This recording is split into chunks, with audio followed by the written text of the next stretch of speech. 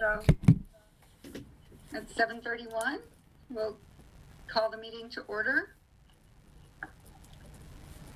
Opportunity for council to hear resident comments. And Mark Schaefer, I think you wanted to go first. And just as a reminder, we will be limiting everyone to 2 minutes per our established rule so that we can entertain more resident comments. Thank you so much for allowing me to go first. That's a little bit selfish, but it's the grandchildren, I promise. Of course. So a number of things have happened in the last few months that made me think that the community might benefit from a little bit more focus on safety. That's not to say that I would like to get somebody to have a police chief hat and a badge and all that nonsense, but simply that the board has so much to do. It might be helpful to the board if a few volunteers got together and sort of looked at safety-related issues and tried to make some headway as to, some analysis as to what is reasonable to do and is needed and how it might be done. If the council's going to. And so the resolution simply allows us to, a group of volunteers, and I'm one volunteering, to study these problems and come up with some solutions. Now, I know I have to be brief, but it seems to me that the kinds of things that lit me up were the initial reports in listserv of multiple instances of car break-ins and ring recordings, and then no report as to whatever happened. Then there were the pharmacy break-ins and the assault on the employees there. And then the thing that sort of turned me in the direction of wanting to make this request of you were the political vandalisms that have occurred recently. We all are aware of, most of us are aware of vandalizing homes that had signs on them saying Black Lives Matter, or signs that advocated voting for a particular candidate, and people started dropping dog manure on these signs. People started tearing up these signs, and that's just not who Martin's Addition is. We respect each other. We treat each other well. Safety is the control of hazards to physical well-being, psychological well-being, or material well-being. And I think all of these things fit into that category. I hope you'll consider the resolution. That's okay. Thanks for keeping it brief. And somebody needs to, I think, Niles, if you could mute, I think it's Lynn and Natalie. So, actually, it's Natalie. I have something I wanted to bring up about possibly moving the village offices downstairs when if there's going to be a vacancy of that space. There are a lot of people that are elderly in Martin's Addition, and those steps are horrible. Okay, that's something we can take a look at. I think a lot of people would benefit from it. It'd be a more open area for people to go to. This is Lynn. I also have a comment with regard to the ethics controversy that's been going on and what seems like big moves. If we could compare this to a chess game, I think we should move a pawn and leave the big pieces in place and go in incremental small steps by initially moving a pawn. That's it. Thank you. Okay, thank you. And could we please turn off the chat? It's very distracting. All right, I will. Oh, yeah. Anyone else? Hi, this is Naomi Narden. I just want to make a request that you consider a streamlined, transparent ordinance process for future ordinance efforts.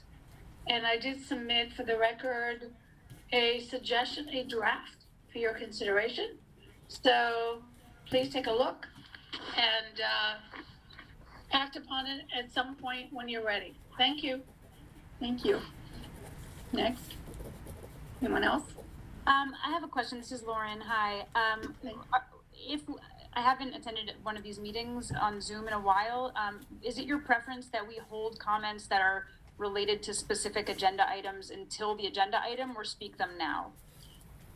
If you have, you have two opportunities to speak, now and at the end, so you can make your choice. I see, but not during Not, the agenda. not immediately after. That was never supposed to be the practice, and it kind of evolved over time, but it was a mistake, so. Okay, I was just clarifying so that I knew. Okay, thank you.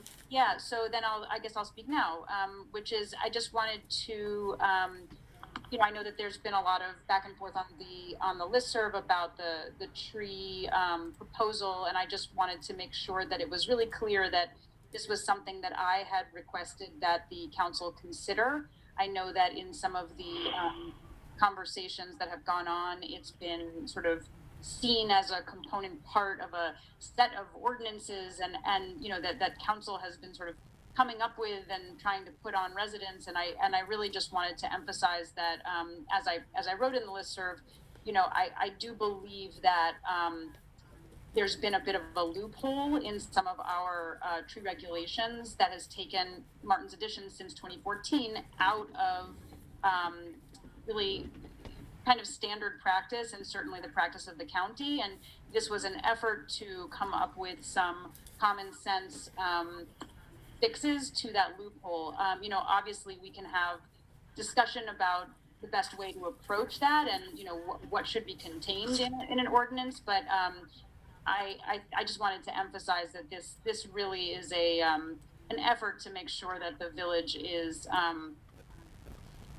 in line with the regulations of our surrounding neighborhoods and of the county, and that we're not sort of losing funds that could be channeled into the village itself. So just wanted to make that very clear and hope that as we have conversations both publicly and in this space, that we can really view these ordinances as separate items that come from different places and are, to be considered in different ways. They're not a collection of items, they're independent items. Thanks, Laura. Paula? Did you wish to speak? Okay, anyone else? Yes. Niles, can you mute some of the people who are unmuted because they're intruding? I just did, so we should be good to go. So, I have a comment I'd like to make, if I may. First thing I'd like to say is that I fully support Mark Schaefer's notion of having a community safety committee. I think these incidents of hate crimes and vandalism are beyond creepy. I think they're really dangerous, and the hate crimes should be reported. And I think we need a much better mechanism. I've been disappointed that the council and the village manager haven't said anything public about them at all. And I'm a little concerned that we need a safety committee to really get on top of this. So that's one piece.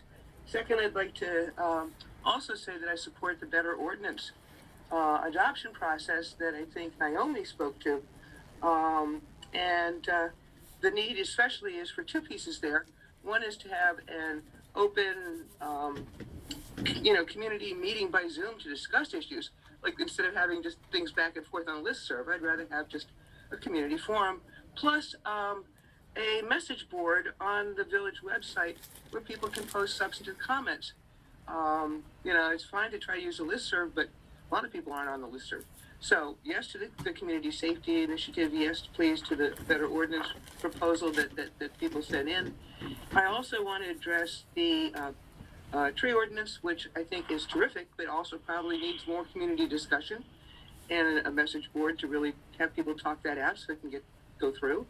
And of course, the big item on the agenda, or one of the big items, is the ethics ordinance about bias, which so many people have opposed, and which I certainly hope that the council will not introduce tonight or adopt ever, because there's just no way that an unappointed 3-person volunteer committee should be holding government ethics trials. That's just so far off the map that it's way over the horizon. I mean, you don't do that. And people have written many, many concerns about that, and the impact on the village. The council really hasn't addressed the public harm issues that people have raised. And I think that's really important to look at that before moving forward with anything along those lines. Finally, I would like to say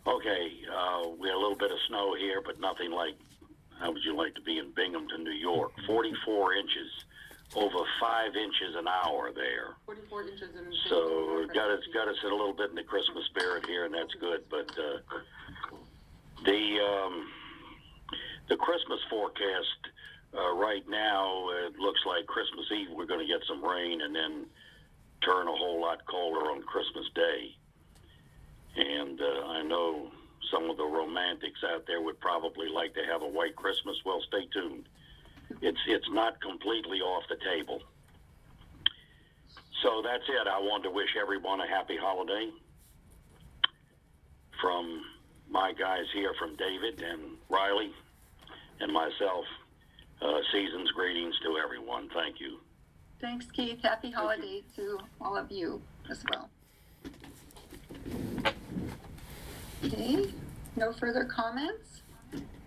If not, we'll go on to the next item on the agenda, which is the motion to schedule the next community listening forum. Great. Well, thanks, Susan, fellow council members, and also members of our community. Just a couple things. So, in light of, as we know, the first agenda item had to do with resident comments, and the step where a number of residents had written a letter to this council around positive actions, we wanted to follow up on also hosting a second community listening forum, because we know that with just the few minutes we have at the beginning and end of these council meetings, not all the issues are covered. So I wanted to just put out there that I'll plan to work with Niles, that we can schedule something perhaps, I believe in January, probably, maybe we'll try and do something before the next council meeting, but I think also we need to, look at schedules, and there's a lot of things that happen. So I just wanted to put that out there. Any... Just for reference, the next council meeting would be January 21st. Okay. So just a recognition of working with Niles and fellow council members on putting that on the agenda. I did want to just mention, Keith, thanks for referencing that, and Niles for all your support. There is the chair and also others on the engagement committee. We're looking to plan a community engagement committee meeting next week. And I think ultimately that will be circulated, agenda, and all those other things. And I do want to just take a quick minute. I think it's important to recognize, even though it's not a formal council or village office activity with the snow, I want to recognize some volunteers. We had a family and their 2 teenage sons who are members of a Boy Scout troop who went out to help shovel during the snow. And I thought that was a wonderful effort by the community to really rally around and help others when there's a time of need. With that, I'm going to turn it back over to the chair. Thanks. Okay. So, did you want us to make a motion on this? Well, I wasn't sure. I think it's an administrative action. I just wanted to say it for awareness, but if you... Right, I think it is as well. Great. Ron can correct us if that's not correct, if it's not an administrative function. Yeah, you don't need a motion. You Right, can just agree by that's what I thought. consensus to schedule. Okay, good. So next is the appointment of a member of the election committee. I propose Anna Meenan to join the committee, since at this point the election committee has determined they need 1 additional member in light of a resignation. Could I have a motion on that, please? I will move to appoint Denny. A second? I'll second that. All in favor? Aye. Aye. Aye. Opposed? This is Jeff. I'm not opposed, but I just want to state for the record, again, I don't know with privacy issues and things, but in terms of that there may be a number of residents who had put forth their name. And so I think there should be some transparency in terms of perhaps the criteria that we use to appoint people on committees. Again, I'm under the how should I say, view that if there's a number of residents who volunteer to serve on a committee, that we should look at how we can include them. And also my understanding, again, I'm not exactly entirely up to date on the latest election policies that are standing, but my understanding is depending upon the format that we use, we may need more than 3. I'm not sure if Ron or others can comment on that, so I just want to recognize, while the committee says that they need 1, my understanding is that there may be more that are needed. So if others can comment on that. Well, I can certainly address that. Right now, they said they need 1 additional person because there is a possibility it will be a write-in, an entirely mail-in campaign that would require 3 people. If there are more people needed in the future, we can solicit, we can put out the request for more volunteers, which seems a better use of their time than having a committee overstaffed. And I understand that you had a question about the procedure, and about perhaps the candidate selected. The procedure is as it has been. It is not specified in the regulations, and we followed the procedure. As I mentioned, Todd and I have both served as election committee liaisons, and we're really very well aware of what goes on the election committee and what is required of volunteers. And we have every confidence that Anna Meenan will meet the requirements and exceed them. But thank you for your... Well, that's really great to hear. And again, I think it's when other residents, I don't have any questions about who's been selected, and I fully support the nomination. I think it's when other residents want to put their time and effort, how do we respond to them in a thoughtful way, and how do we encourage them to serve on that committee or others, as opposed to a simple either non-response or you weren't selected. And I think that might be something for the community forum that we can discuss further. Yeah, and typically there would be a full response, because there was some back and forth tonight, as you know. It wasn't as timely as I would have liked, but certainly that is something. And I do appreciate you mentioning how many candidates we had, how many willing volunteers. We have such a wealth of volunteers, and in fact, despite a number of expressed fears that no one would be willing to step forward if this ethics ordinance were to be considered.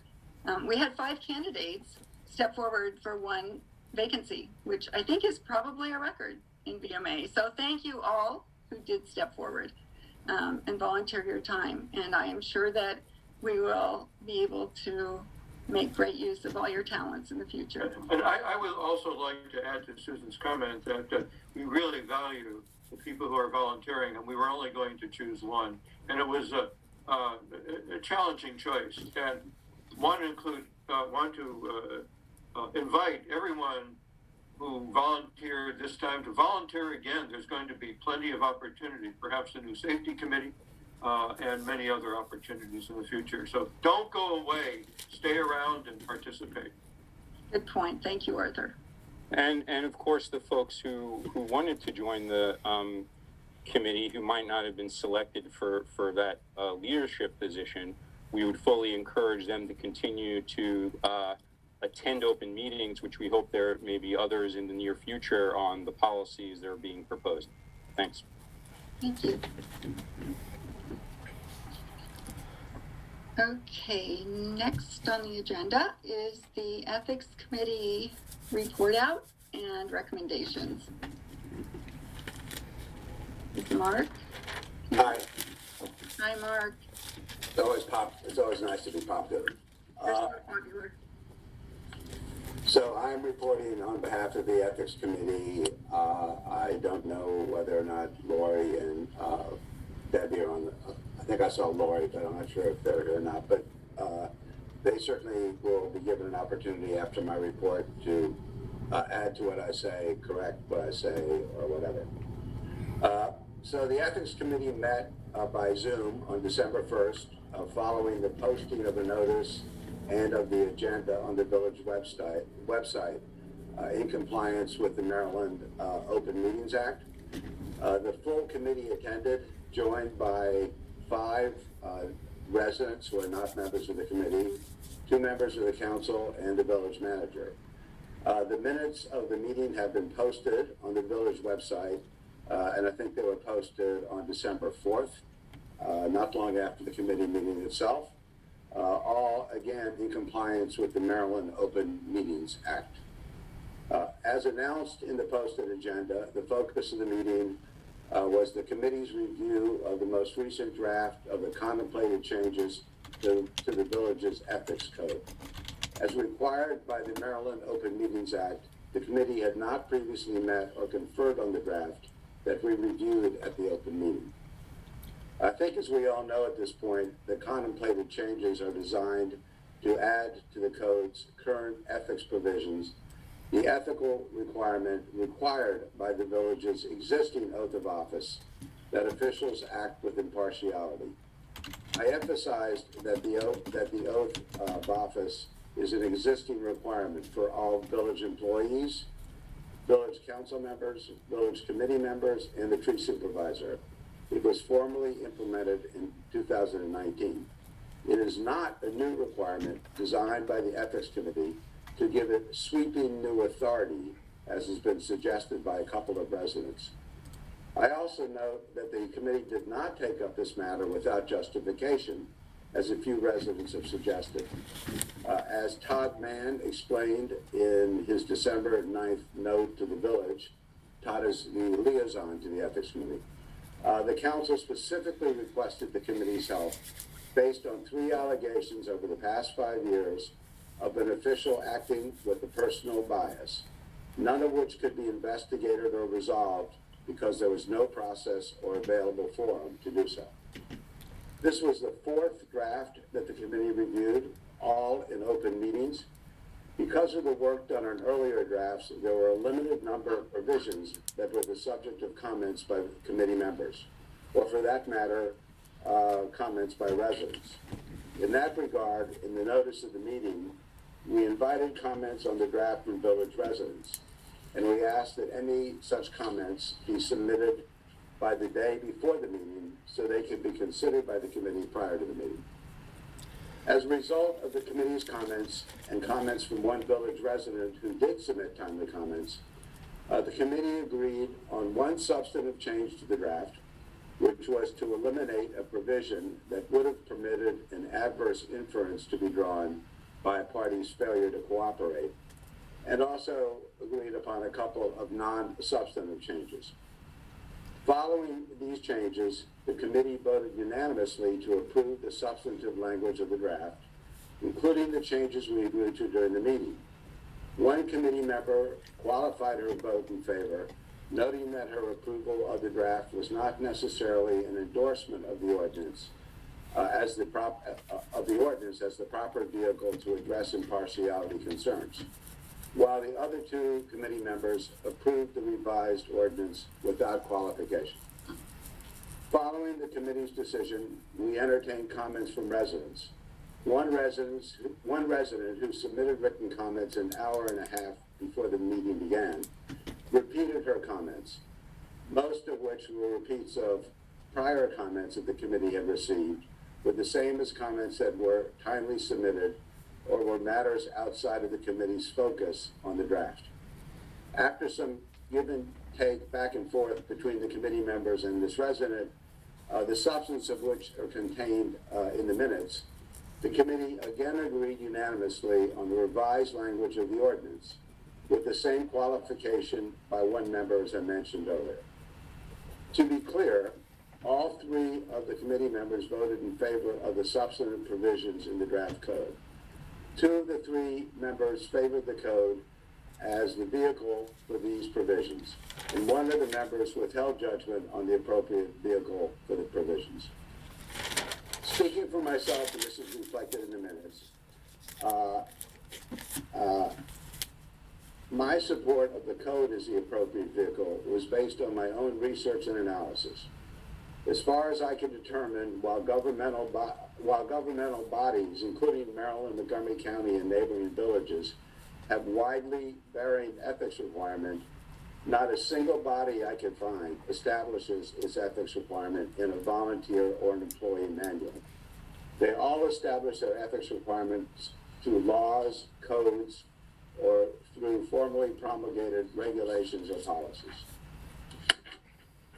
which are formally adopted and are legally binding, just as Martin's Edition has done in Chapter 4 of the Code, which establishes the village's current ethics provisions, and in the policy which implemented the oath of office in 2019. By contrast, manuals, which some residents argue are the proper vehicle to place ethics provisions in, are neither practical. For example, how would a village resident who's not an employee or volunteer know that the village ethics rules are an employee or volunteer manual, nor are they legally binding? In this regard, I note that the Martin's Edition's personnel handbook states that it does not create an agreement or contract between the village and its employees. Todd Mann's December 9th note summarized the revisions to the code that the Ethics Committee approved.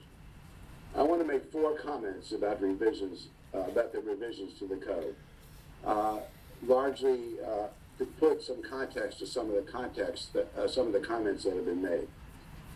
First, unlike the existing code, the revisions provide due process for anybody who is the subject of an ethics complaint, which we call the respondent. The existing code provides no opportunity for the respondent to see the complaint, no opportunity to respond to it, and no opportunity to see any of the evidence developed by the committee. And the existing code requires the committee to, and I quote, mandate a disqualification, end quote, if the respondent does not cooperate and provide the committee with such information as the committee finds necessary. Further, the current code contains no required standard of proof for determination of an ethics violation. By contrast, the revisions approved by the committee require that the respondent receive a copy of the complaint, including the name of the person who filed it, if requested, require that the respondent be given a reasonable time to respond, require that the respondent have an opportunity to review and respond to all evidence produced to or developed by the committee, require that the respondent be provided a copy of the committee's report with an opportunity to respond, and if the council makes the final determination, which is the normal course, require that the respondent be provided another opportunity to respond in writing or in person to the committee's report. And the approved revision also contains a high standard of proof, clear and convincing evidence, and it includes no provision establishing adverse consequences for a respondent's failure to provide evidence or to cooperate. There were some early concerns expressed that the committee was establishing a process akin to a Star Chamber proceeding or to a Salem witch trial. The committee worked hard to make sure that it designed a process that would alleviate those concerns. Also, in response to a comment that was made earlier here tonight, in the typical situation, 8 people would be involved in a final decision of an ethics complaint. It would not be solely the ethics committee, it would also be the council.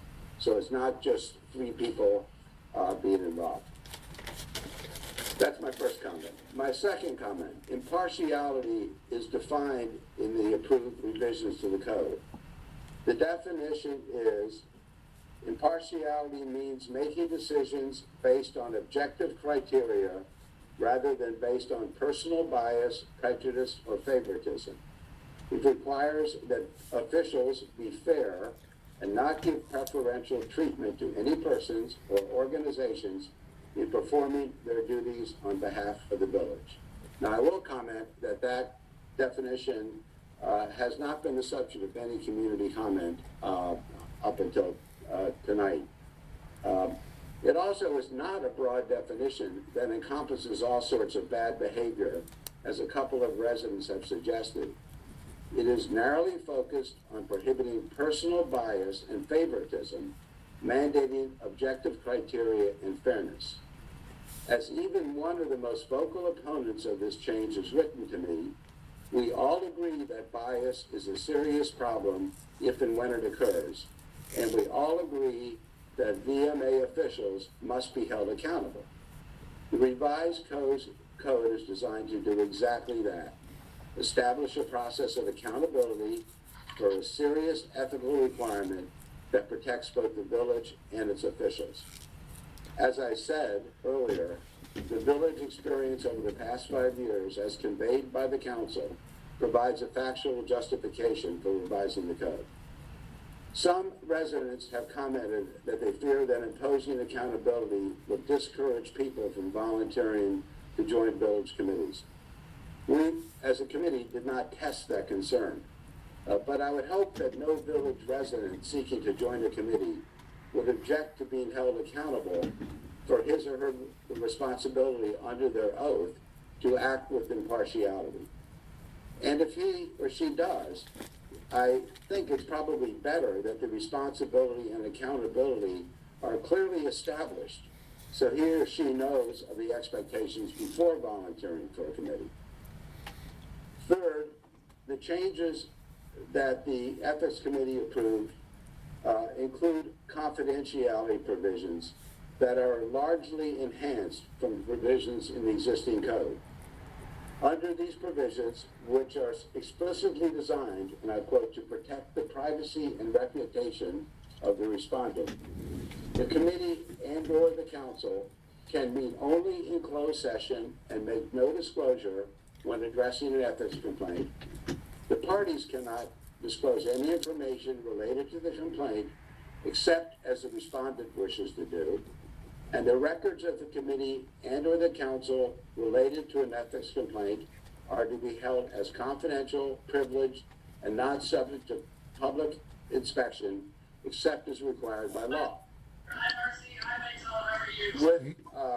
With respect to the except as required by law qualifier, I understand from the village lawyer that disclosure upon a request under the Maryland Public Information Act,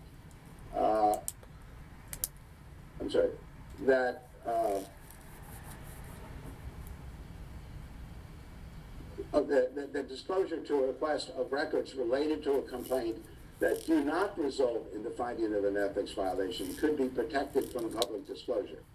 In other words, if there is no finding of an ethics violation, those records can be protected from disclosure. These provisions should alleviate the concerns expressed by residents about the impact of quote-unquote false complaints on their reputations, jobs, etc. Also, with respect to so-called false complaints, which are mentioned by a couple of residents, that they say are easy to file. The code provisions approved by the committee require that any complaint be fact-based and will be subject to an immediate dismissal if it is not fact-based or if it does not allege a consequential or substantial violation. In short, a complaint that is not supported by facts or is trivial would be dismissed before the person who is subject to the complaint is even notified of the complaint. Fourth, under the approved code changes, the penalty for any ethics violation is for the official to be disqualified from participating in a particular matter or from his or her position, and the penalty must be crafted as narrowly as possible to address the violation. As I reported at the last village council meeting, in response to many resident comments and with the concurrence of the village lawyer and our council liaison, the committee removed from the existing code the potential for fines and criminal referrals because we felt these onerous provisions were not necessary to assure the ethical behavior contemplated by the code. These changes should put to rest the complaints that this is a heavy-handed punitive ordinance or that it contains draconian penalties. The Ethics Committee has been at this task since August. We believe that we've produced a product that protects both the village and its residents.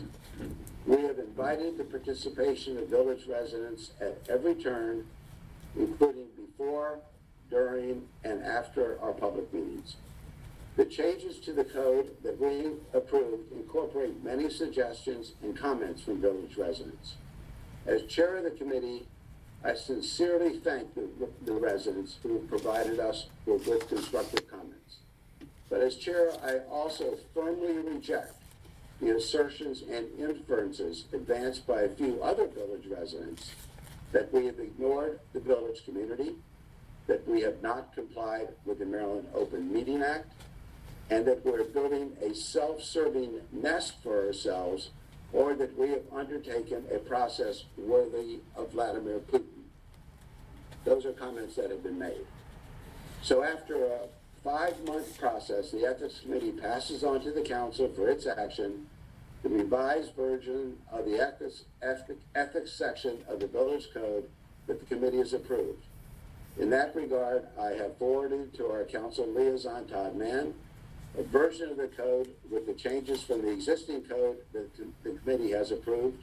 I've also forwarded to Todd the 3 sets of written comments we received prior to the meeting. Thank you. Lori and Debbie, if you have anything, do you have anything you want to add? Yes, thank you, Mark. Also speaking for myself, first I want to associate myself and give my support for your comments in their entirety. My research also yielded the same information that you came up with. Second, speaking again for myself, as someone who's volunteered in the village on 3 different committees, for 2 years on the election committee, the walkability task force, and now the ethics committee, I see a strong need for this ordinance, especially for the election committee. The election committee is unique in that every year either 2 or 3 council members are running for re-election. So the resident suggestions that the council could oversee this, I don't think they understand how difficult that would be. There's quote unquote what I've been told is a firewall between the elections committee when they're managing an election and the council. So I do see the strong need for the ethics committee, especially in relation to the election committee.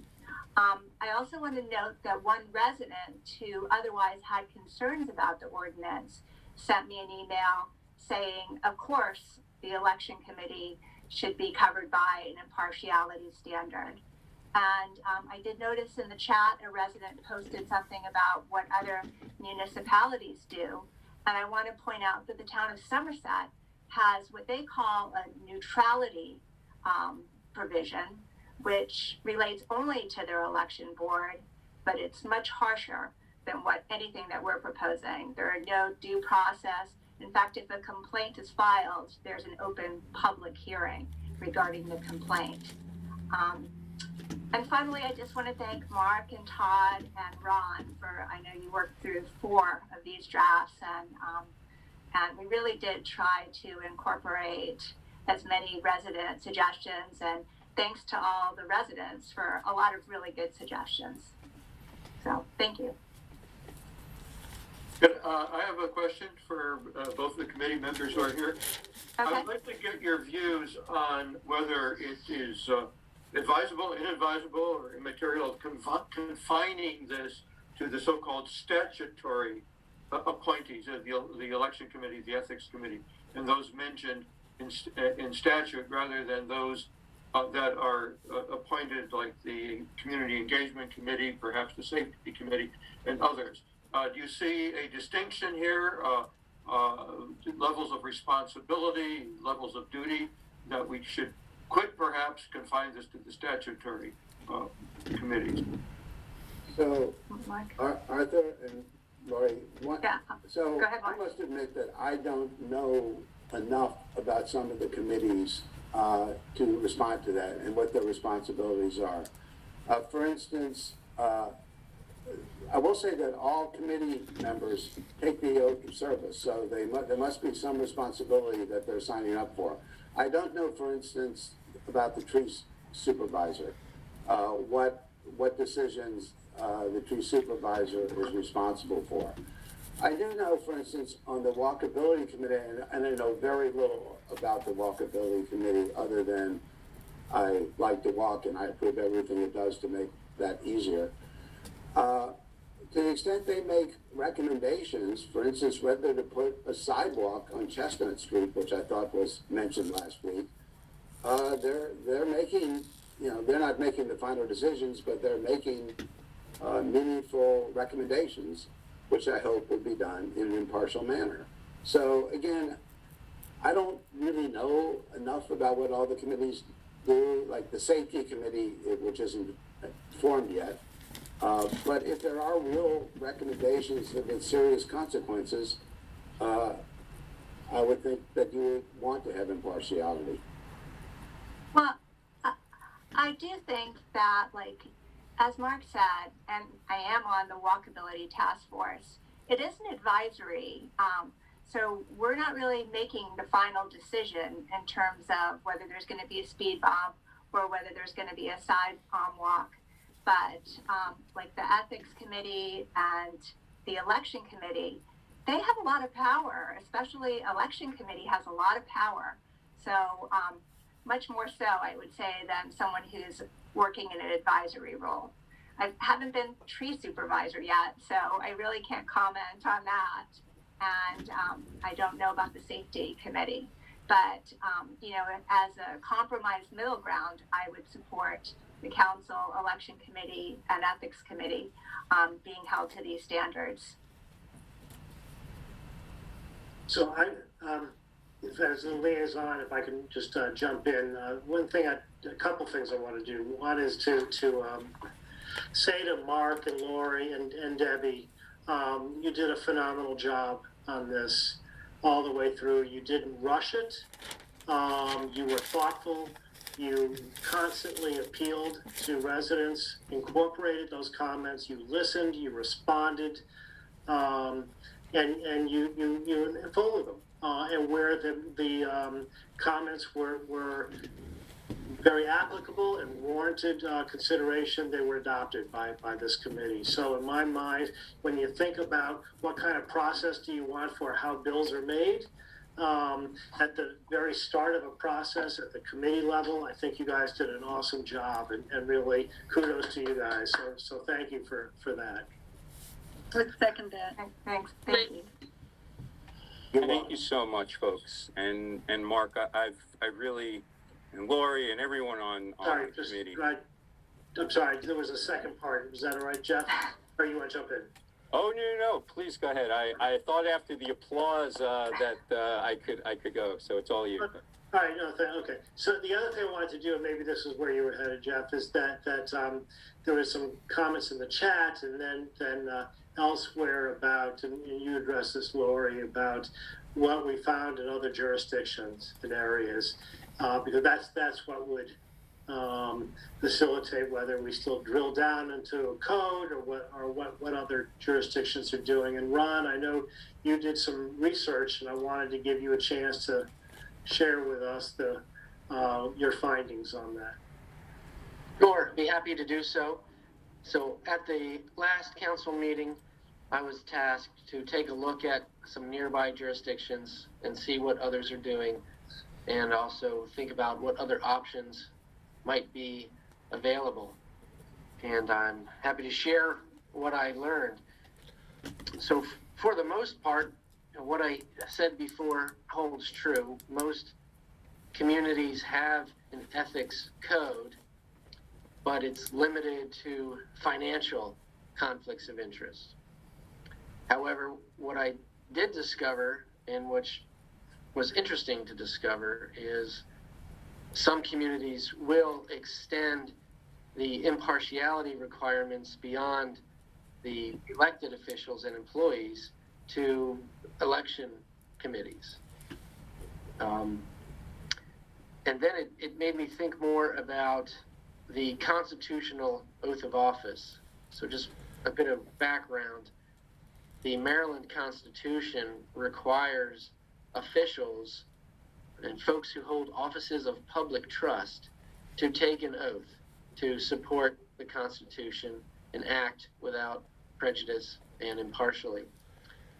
And historically, you know, a lot of towns, a lot of my clients, I represent 10 in the area, 10 municipalities in the area, have only required the oath to be taken by the elected officials, the council members.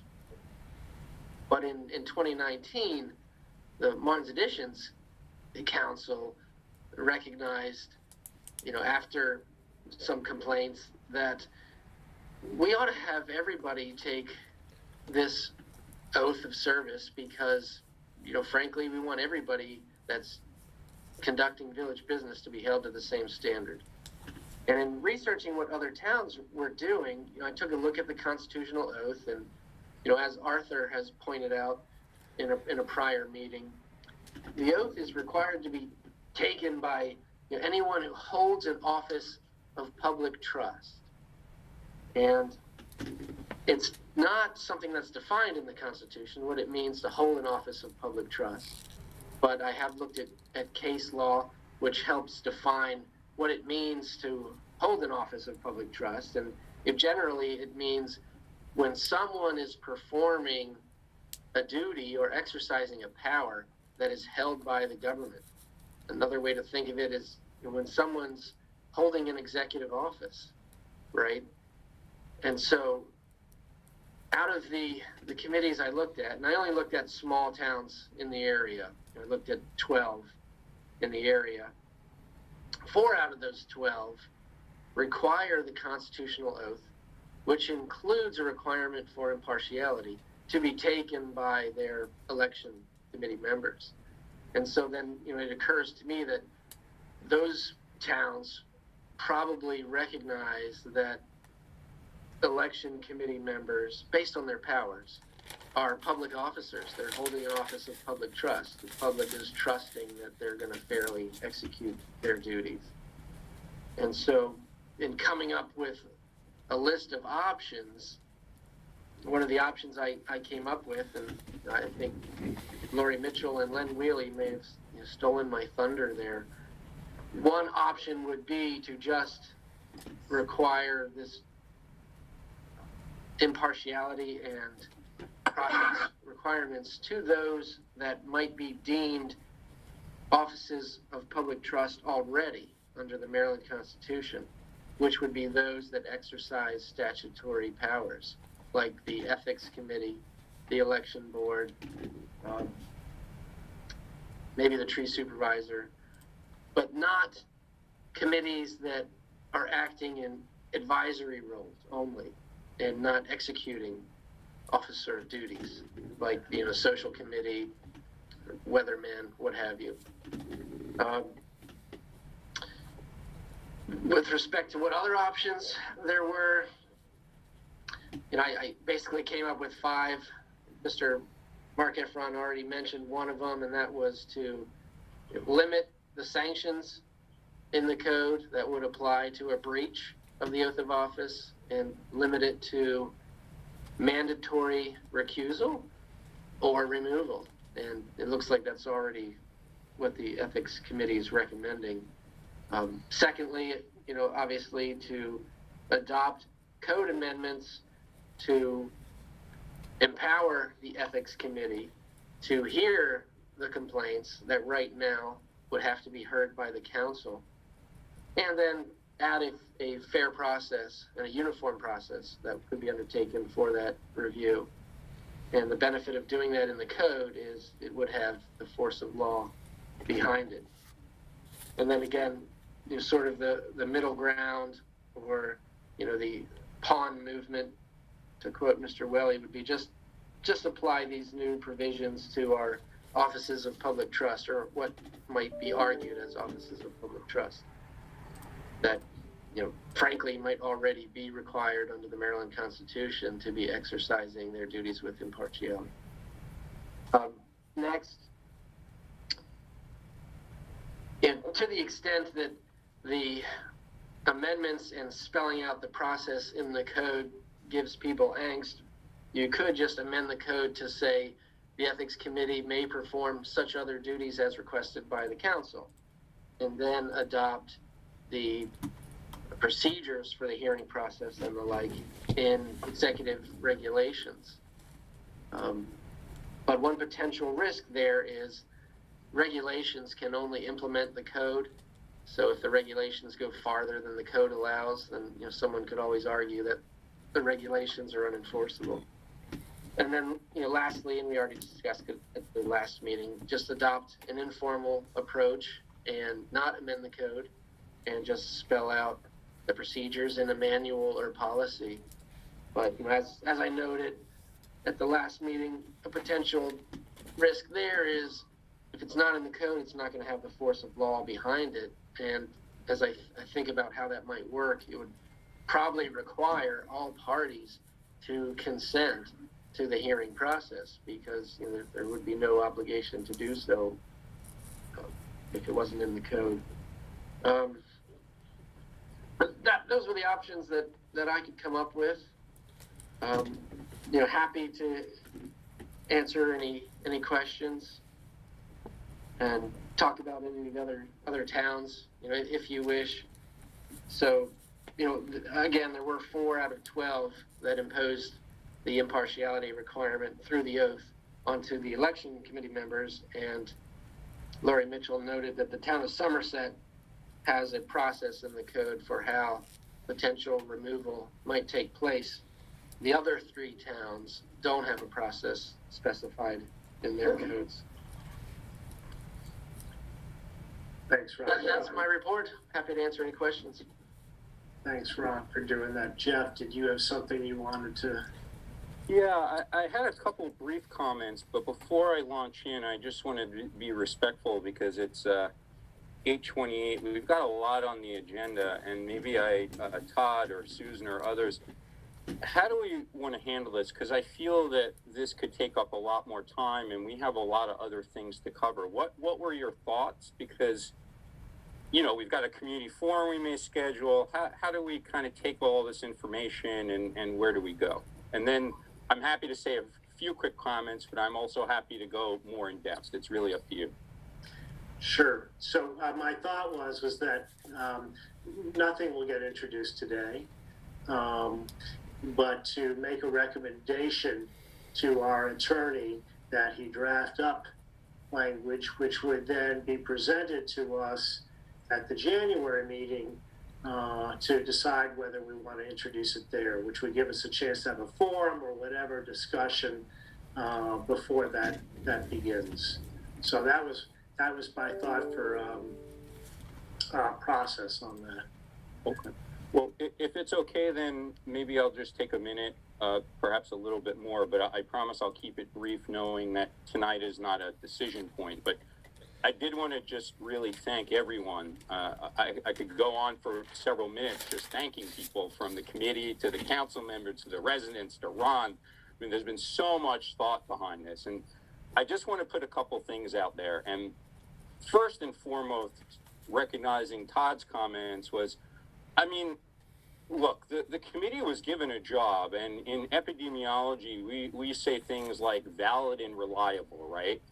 And they produced an extremely reliable instrument, right? We asked, or members of the council, I should say, asked them to produce an ordinance and go back several times and draft. And I think in the last meeting, we recognized, and Mark kindly had also affirmed, that it wasn't really their job to look at other avenues, like, for example, a complaint system or things. And that's where Ron, and again, I thank the council for recognizing Ron to go out and come up with some of these findings, which I think are very compelling.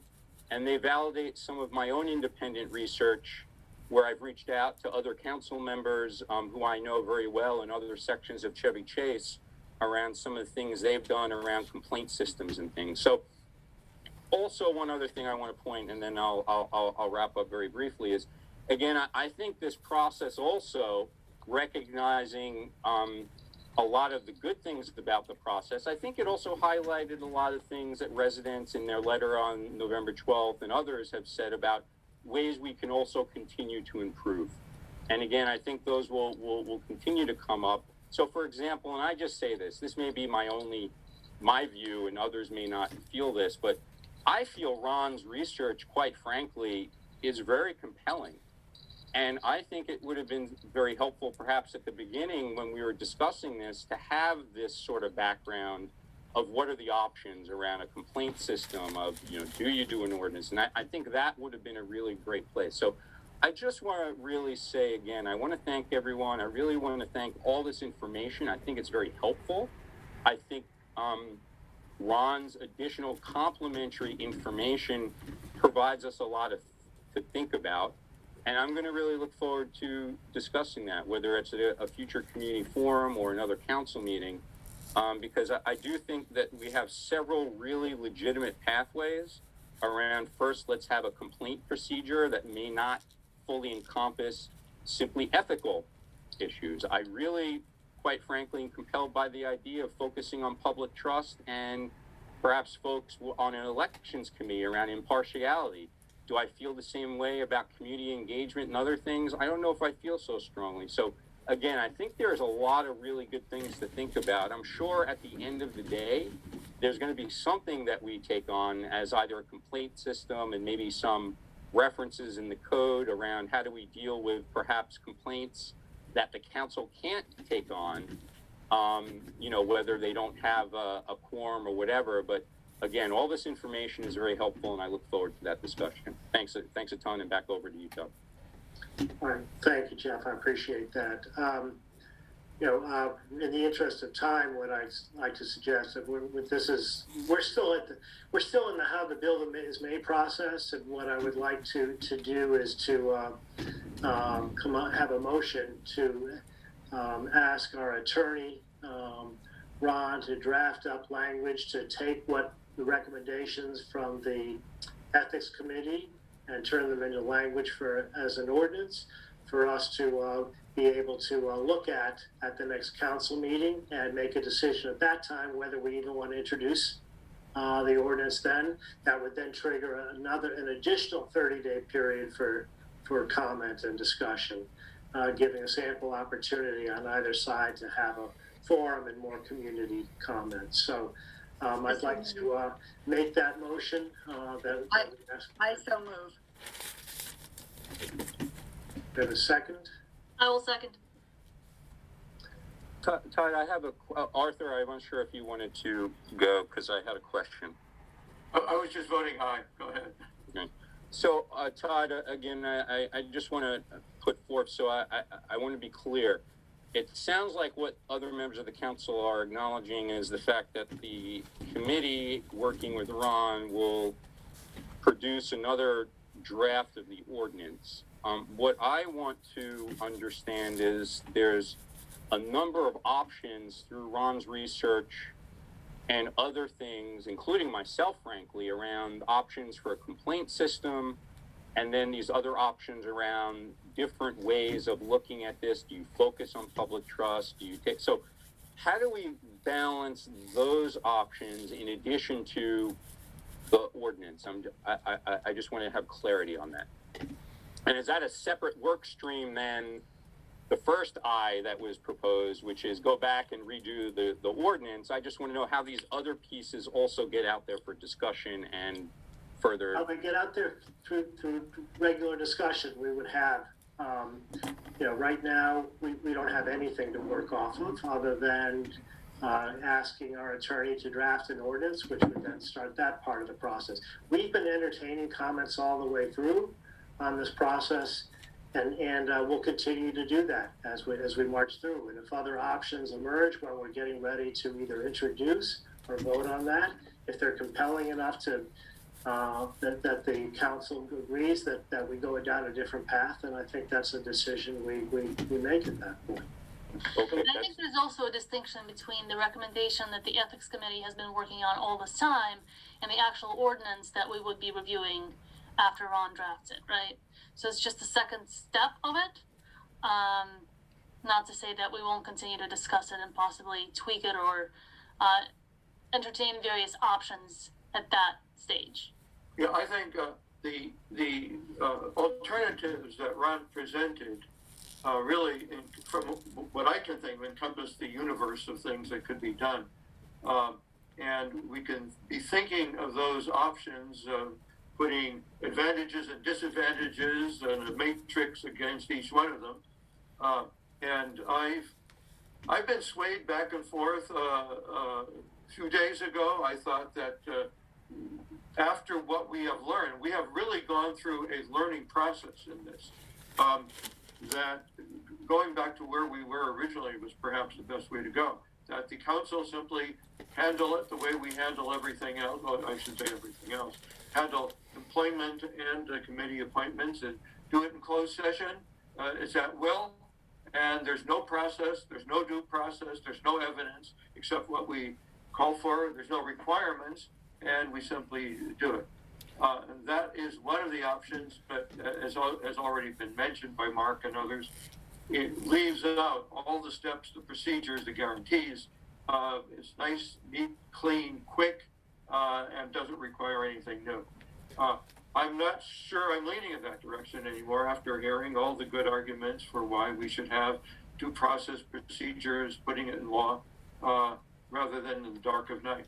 So, but that's what we're going to be up against next month, is considering the alternatives, and this draft ordinance will be one of them, plus the other things that Ron has listed out there. And if I could just interject a little bit, I think the first option really downplays the damage that someone on a committee, say an election committee, could do, and could actually create longer lasting harm even than beyond their removal, should they be found to have violated their partiality oath. So I think we do need a mechanism in place. We need a due procedure system in place to really examine what transpires. And really, there was a chat, I have to confess I was distracted, about we've taken the oath, and that's not the entirety of the issue. There needs to be some mechanism to enforce it. So Ron, one other question that surfaces from the chat. There are some people who are questioning, well, if only 4 out of the 10 or whatever it is, or the 12 had this, does that mean that all the other jurisdictions decided they didn't need one? Well, yeah, I can't say for certain other than what I've said previously. And to quote one of my favorite law professors, the law is scar tissue, it's reactive, and communities generally adopt laws after they've been faced with situations. And I think it's probably fair to say that the constitutional oath dates back to the founding of our country, and frankly, just some jurisdictions have just stuck with that and not adopted new laws until new issues have arisen. And for those attorneys here tonight that practice in Maryland, you probably agree that Maryland, being a small state, it's often the norm to find that there is no Maryland law on the subject, and sometimes we got to look elsewhere. And I did look at some other states and found, in Arizona, for example, all committee members are required to take the constitutional oath. Maybe that's because they did have an issue that arose. And in Virginia, there's a special law prohibiting officers from taking adverse action against somebody else who's spoken out on an issue of public concern. It's a pretty unique law that obviously arose from a specific instance. So, the fact that these other towns don't have an impartiality requirement for election committees and other committee members might just mean that the issue hasn't arisen in their jurisdiction yet. Thank you. Well, I like to call the question and take a vote. Madam Chair. Oh, all in favor of directing Ron to draft language for an ordinance, incorporating the committees? Aye. Aye. Aye. Opposed? I'm opposed. And I just want to say for the record, again, I don't think it is a surprise I'm opposed. I feel we've put an awful lot of time, and again, for the very reasons, thanking, this has been a very helpful process. But I think before we go back and spend more of our village resources on continuing to draft a next version, I really believe that what we should do is further look at these other options. And I appreciate what's been said, but I do want to just look, I take an oath for the Constitution for my day job. And I know what I have to go through is, you know, every year I do a financial disclosure and some of the things that are there. There isn't any fear of, there isn't an ethics piece of this that you know, there are ombudsman people who you can go and file a complaint. So I just take exception to the idea that we have a lot of really good options before us that Ron has uncovered with his research. I have conducted my own research. I've reached out to other Chevy Chase sections and council members and their experiences with complaint systems. I also like the idea of being perhaps very tailored or laser focused, of focusing perhaps on an elections committee. I don't think anyone would disagree. You need perhaps impartiality written into that committee's charter. But I'm going to close here and simply say that I am opposed to the idea of any further funds focused on updating another draft. I think at this point, we know where that draft is heading, and what we really need to do is focus a little bit more energy on what are the options available to us other than the ordinance in hand, so that we can come to some consensus of what are the options, what are the risks, and what are the benefits of those options, so we can make some decisions. Because I've heard tonight, I think, some very compelling arguments of why we might go in different directions for certain things. And I'm not seeing this approval for going forward and redrafting an ordinance is going to get us any closer to understanding those other options that are before us. So I'll pause there and turn it back over, but I appreciate Susan and Ron, is there, since Ron's alternatives have been mentioned several times here, and I don't think it's been part of the public record at all, could that become part of the public record? Or is that client, attorney-client material or the problem?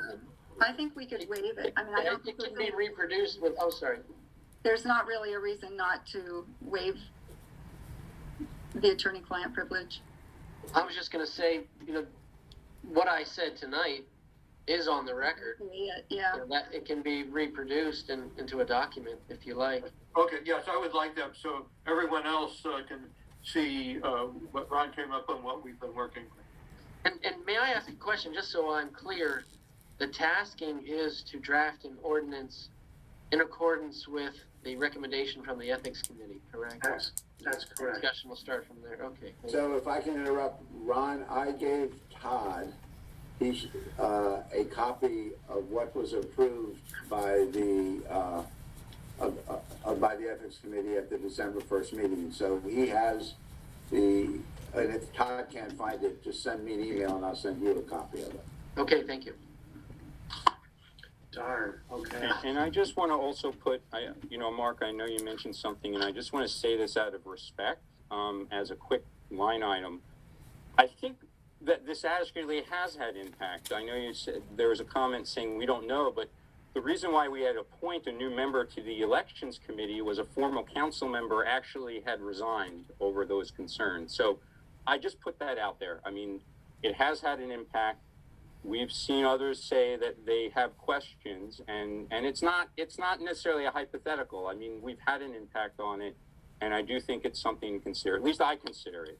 If I might just address that very, very briefly, one of the people who has been the most strenuous in opposition to this did recently file an interest or did register interest in serving on a committee since that resignation. So I think we shouldn't really put too much stock in the deterrent for service. Okay, are we about ready to move on? Because I Point think noted, but I just want to say the facts are out there and others can determine how they feel it could impact. Thank you. Okay, I think we really need to get on. Are we done with this topic? Madam Chair, can I ask a question? Of course. Can the Ethics Committee be dismissed from the rest of this meeting at this point to go I about? think you should have to stick around until the end in case. If somebody I needs know to- you absolutely may. I'm just joking. Somebody needs Goodbye, to be goodbye. on my I was phone. just trolling. Thank you so much for everything you've done. Thank you all. Thanks very much for your service too. Okay, presentation of the 2020, the fiscal year 2020 audit. Linton Schaefer, and Garrett. Eva, you're finally on. Eva, I'm so sorry. I don't know if I can follow all of that. Goodness. I'm so sorry. It's going to be riveting. Give it your best shot. Well, hopefully I don't put everybody to sleep. Arthur a little bit earlier stole all of my thunder, but we'll try and get through the couple page summary here fairly quickly. So we did the audit for fiscal year 2020, and our independent auditor's report stated that we conducted the audit in accordance with auditing standards generally accepted in the United States of America, and we found that the financial statements present fairly in all material respects. So congratulations, that's another clean audit opinion for the village. As I mentioned, the financial statements themselves are 38 pages long, and they include several different items. They have management's discussion and analysis. There are a couple exhibits, A1, A2, and A3. Those are on the full accrual basis, which includes all assets and all liabilities of the town. And then just to make things confusing, there's a second set of statements. And these are on the modified accrual basis, which is similar to how municipalities budget. Fixed assets are not included, and neither is any debt that you might have. So it's very similar to the budget that you guys prepare. We also have notes to the financial statements that are several pages long. And what they do is they provide explanatory information on amounts that are recorded in the financial statement. And then the last exhibit in the 38-page document is the budget to actual analysis to give you kind of a snapshot of how the village did compared to the budget that you guys created. So my summary here is going to hit the highlights of some of those without getting into too much detail. The second item here is a governance letter. So we are required by standards to issue a letter to governance. And for the village, governance is you guys. And so I always say it's sort of the Cliff Notes version. If you're not going to read the entire set of financial statements, this is sort of the highlights of the audit. So it outlines our responsibilities, just what I just mentioned. It also discusses the significant accounting policies and whether there were any new accounting policies adopted. There weren't any adopted in the current year. It gives us an opportunity to let you know if we had any difficulties encountered during the performance of the audit. We're pleased to report everything went very smoothly. This was Niall's first year going through the audit process, and oh good, he's giving a thumbs up. We also did it remotely this year. We always do it sort of remotely, but it was fully remote this year and it went very smoothly. The next item here were material audit adjustments. We did have a couple material audit adjustments this year, and the net effect of all of those adjustments was to reduce net income by approximately $17,000. So for an organization, for a town of your size, while they were material, it's not super significant, so I wouldn't raise any alarms there. Also, we had no disagreements with management on any accounting or auditing matters. If we did, this is where we would disclose them and let you know. The one sort of little thing is the town does have amounts in excess of FDIC insurance at one of your local congressional bank, about $7,500, which is a technical violation of state statute. So what we did recommend was that you go ahead and correct this violation by transferring some of that money to another bank account. Part 3 is your comparison of your budget to actual. You guys spend quite a bit of time creating that budget, and so it's really important to see at the end of the year how you did compare to it. So this is really high level. We did just revenues and expenses, and you see right there in that middle column, the actual amount. You had revenues of $979, almost $980,000. Your budget, your final approved budget was $852. So you were $127,000 over budget, which is great. Your expenditures, your final budget was $3.3 million, and your actual came in about $765. So again, $2.5 million less than budget. So you were both revenues and expenses were going the right way.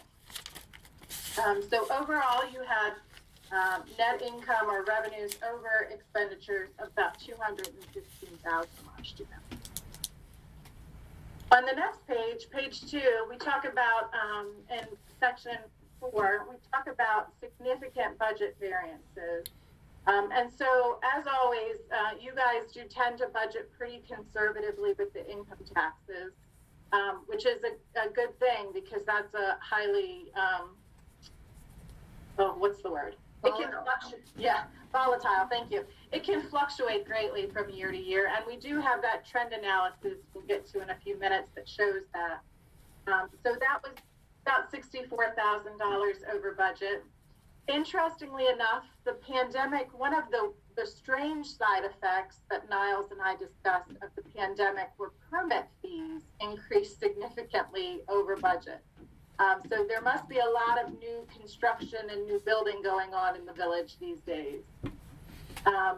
Interest was a little bit less than budgeted, about $12,000. And then you did get some reimbursements from the gas company that were over budget. We ended up receiving about $79,000. And so the total again was that $980,000 of revenues compared to the budgeted revenues of $852. On the expenditure side of things, you guys do have some variances in the financial administration and then the other general government, about $18,000 and $14,000. You know, as large a group as they are, as many expenses as they include, that's really not so far off. The main decrease here was a result of public works, your designated street and capital projects, and your highways and streets. You're leaving those designated funds in there in case of capital projects, and yet they weren't used. So that was almost $2.5 million. So your total expenditures, again, $3.3 million, actual $765,000. So compared to budget, you guys did pretty good budgeting. That's what I would say if I had to look at that, because there weren't a lot of significant variances. Section 5 is the comparison to the prior year. So that's just another analytical way of looking at your results.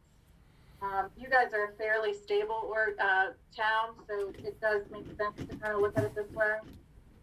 So we start with revenues, and if you look at the total there, your fiscal year 19 revenue was about $912,000. Your fiscal year 20 revenue, $980,000. The largest swing here was just miscellaneous income, which was that gas company reimbursement. So that's really non-recurring. The expenditures, general government, $465,000 as compared to the prior year, about $411,000. So there was a $55,000 increase. Public works was significantly down, and that's just largely project-based, right? There was a large public works project in the prior year and not one in the current year. Public safety, pretty comparable to the year before. And Parks and Rec was down about $24,000. So overall, your expenditures were almost $225,000 less in fiscal year 20 than they were in fiscal year 19. And so if you look at that bottom line, that's why there was such a swing from the year before. So you had a loss of about $78,000 in 19 and a net income of about $215,000 in 2020. So overall, a good year for the village. A little note there at the bottom, and we'll talk about it a little more in a second, but income tax revenues as a percent of total revenue, just as a reminder that you have a really significant concentration of revenue, 73% in 2020, and it was 78% in 19. The top of page 3, just to drill into the changes in your expenses from year to year a little bit more. So you'll see the first line there, salaries decreased, which we know we had some turnover in fiscal year 20, so we were expecting that. And then IT and cybersecurity increased. Again, COVID, what we are finding is with COVID-19, almost every organization spent more on IT than they had in the past, just because hardly anybody was ready for having to work remotely.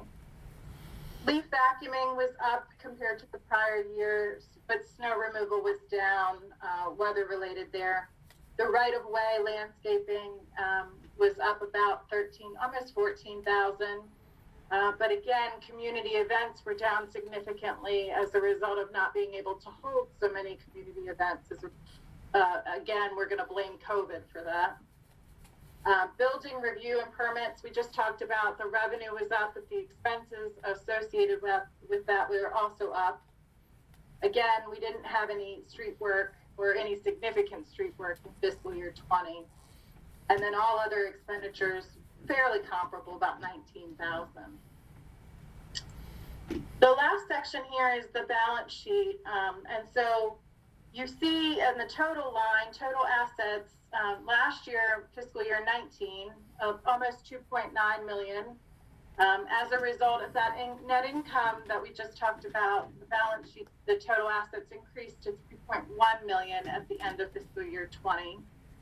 You do have some liabilities at the end of the year. Of course, everybody has bills that haven't gotten paid and some accrued salaries. The difference between those total assets and your liabilities is what we call fund balance. And for local governments, you have different types of fund balance. So you have non-spendable, assigned, and unassigned. And so for your municipality, your unassigned is about 355,000. Your assigned represents all of those specific projects that you've included in the budget to be spent on the walkability and the street, which of course in the future can be changed at the discretion of the council or the annual budget adoption process. The note here at the bottom of this one is that cash and investments represent 99% of total assets at the end of the year. So you're very liquid, which is good to be right now. The last page, page 4, I think maybe Arthur, you had recommended this, or somebody, maybe you and Joe McCaffrey, my predecessor, had talked about a trend analysis years and years ago, and we keep it up because for you guys it's really important information. You just see at the top the income tax line that we were talking about and how it's just grown and grown over the years, but also how it fluctuates. So if you look back 17 and 18, we're pretty high, and 19 dropped back down, and then 20 is back down to 700,000. But 10 years ago, that number was 353,000. So it really is kind of important to keep your eye on that number. And when you're budgeting, which you guys always do, to stay pretty conservative. We don't have the information to know if it's one taxpayer or if it's, 5 taxpayers, but one really bad year for one really, wealthy taxpayer could really impact what the village receives. So at the bottom there, the percent of total that's kind of the important part. It is a little bit less, the income and property taxes in fiscal year 20 because of that large reimbursement from the gas company. But that's not something that's going to reoccur, I don't believe. So, just keep your eye on that. We put that in there for your information. That was a really fast presentation of a lot of complicated information. If anybody has any questions. That was a great presentation. Thanks very much. Oh, good. Thank you. You're very welcome. And we, like I said, Niles did great, and the new bookkeepers, I think, Niles, right? You guys are working great together. Yes. Mm-hmm. And I would like to add that much of the bookkeeping was done in-house by Niles this year, working with various accounting software, and the fact that we get this clean bill of health, everything adds up, I think says that we made the right choice. Yeah, he did a great job, and he was great to work with, and everything got filed with the state by the deadline, so the village should be in great shape. Good, and we saved a bundle doing that. Yeah. Oh, it's good when you can save money. All right, may I be excused as well?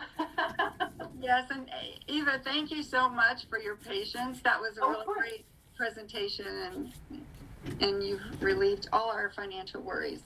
Oh, good. I'm glad of that. Have fun the rest of the night. Right. Thanks very much. Take care. Thank Bye-bye. you, Eva. You're welcome.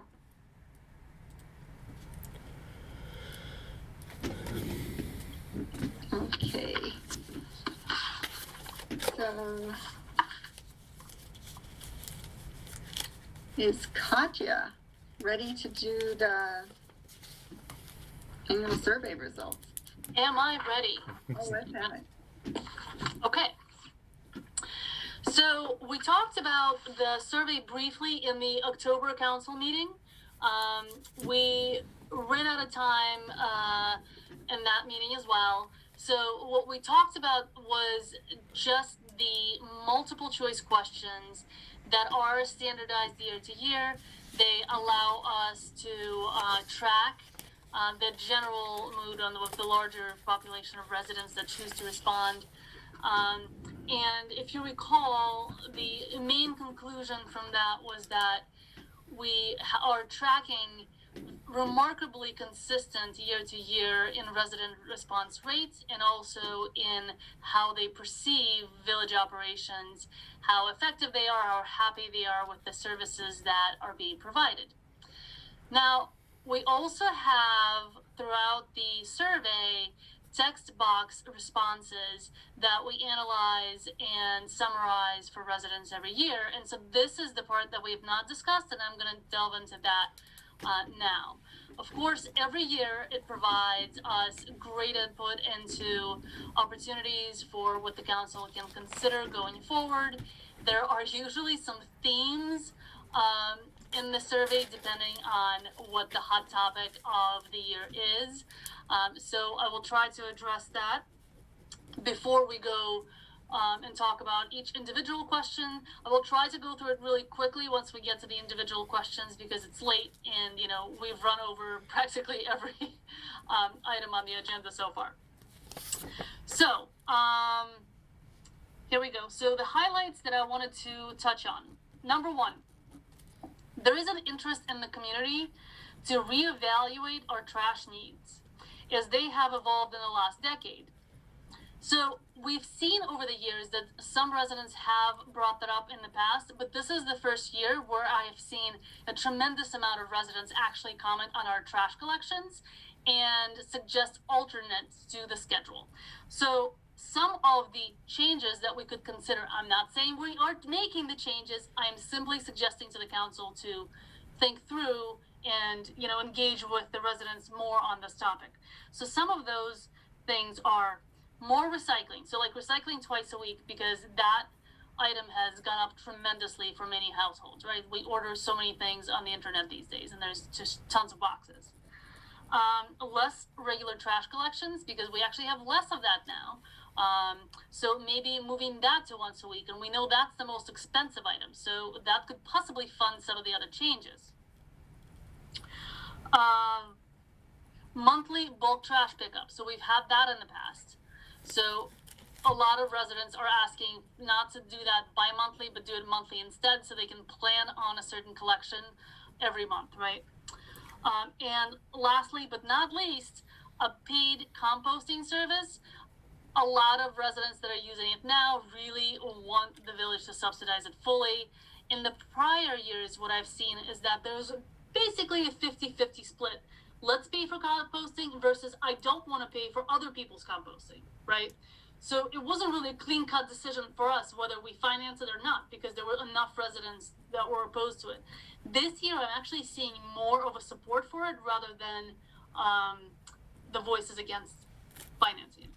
Yeah, So Katya, I would think that perhaps the experience that people have had has really shifted that. That was one of the things that struck me, was the number of people mentioning composting. Yeah, right. So I'm not judging why people are saying that. I'm simply saying they are. And so my recommendation is to really look into this issue and possibly survey residents in more detail prior to the issuance of the next RFP so that we can actually implement some of these changes going forward. Okay. The second thing is a newsletter revamp. Again, a lot of comments on that. So people are missing kind of the older style of newsletter we used to have years ago when it felt more warm, more resident focused. So we would talk about who moved in, a few tidbits about the family that moved into this house, like, 3 kids, ages this and this, going to the school, parents, whatever. We talked about the move outs, we talked about births and unfortunately deaths as well, right? Maybe other major life events. So I've seen, maybe it's because people are lonely, they're sitting at home, but there's definitely a theme with the newsletter to address that. Several residents also look for more police reports. We used to do more of this in the past when we would reach out to the police department and get their feedback on what's going on in the community. Reminders of, to lock your car doors, I don't know, other things like that. But apparently we haven't done it as much and people miss it. And lastly, and I guess very timely in the situation that we're in now, forwarding Montgomery County COVID response information. So that's like an easy thing to do, right? Whenever some decision is made, why not send it out to residents as well? Okay, number 3, walkability. So it seems to be a concern to many residents, with the exception of one resident that we may know who it is, who expressly opposed sidewalks. All the other comments that I saw actually were either in support of sidewalks or they were in support of speed bumps or some kind of a feel for safety, right? So it could be the Brookville Market safety, walking along the street does not feel safe to residents, and that's part of the walkability task force. But it's just something that people care about, and they took the time to write in there. So I think that we should continue to focus on this as a longer-term running project and really try to make some changes as resulting from those recommendations. Number 4, and this is a consistent thing again. I've seen this year after year, and so this is an opportunity for us to really look into it and potentially address it in maybe a new way, right? Like, let's brainstorm. Residents are complaining that they're not seeing the police patrols in the community, right? We spend money on that. It's a decent chunk of our money that we spend, but they come at night or they come whenever, and there's no transparency into when they're in the village. And so the general feeling is that, are they really there? I don't know. I feel unsafe. I never see them. So I don't know if we can reach out to them and ask when did they patrol last week and maybe include that in the newsletter or something. We can continue to talk about that, but it's just a theme that maybe we can find a better way to address going forward. And I would be remiss if I did not bring up that there is a group of residents, it's maybe up to 8, maybe a little bit fewer, that have expressed pretty severe complaints about the council throughout their survey responses. I find it interesting that if we look at the overall trend, so over 100 of responders, like about 150, we don't actually see a spike in negativity there in the way that it's perceived. But if we read the comments, some residents are unhappy. So that's not to dismiss their opinion. It's just an interesting tidbit, right? It does not seem to be a vast majority of people, but they're certainly very vocal. So I just want to acknowledge that we hear you, we see your comments, and we will try to address them as much as we can within our ability, because our purview is limited, right? We can't fix every issue, unfortunately, as much as we may want to. So that's my quick summary of 5 things that jumped out at me. So if that's all you take away, that's kind of the highlight. So going into the specific questions. Number 2 was, if you would like to share your experience with the village, please describe below. One resident, I should first say that there were a lot of comments here that were very positive about the village manager and the village assistant manager and the service that they provide. So I think that's great news. An ask of one resident that I think is very notable is to recognize volunteers, because it's and I'm quoting, a thankless job. And sometimes it's really hard to work through all of the things that the volunteers have to work through, and so recognizing them in some way is something that is desired. And I wholeheartedly agree, because I think we have a lot of great volunteers that really dedicate their time. There were a couple of comments on too many politics recently in the discussions. I'm not entirely sure what that addresses specifically, whether that's elections or just the general, a lot of back and forth that we've seen. Did not go into detail on that. But that's just, a couple of people actually specifically said that too many politics were brought into village business as of late. One resident, and I think this is kind of a nod to the sign discussion that we've had. Very few sign comments, actually. But this one, I made me chuckle. It suggested that we rename the village into Bidenville, because there's so many people around here that supported the Biden campaign. So I don't know if it was sarcastic or serious, but I just thought it was kind of funny. Okay. So, moving on. Council meetings have been held remotely since the start of the pandemic. Not a lot of comments here. Some people said did not attend meetings. Some people said the meetings are pointless. Some, it's all over the place, but no real meat.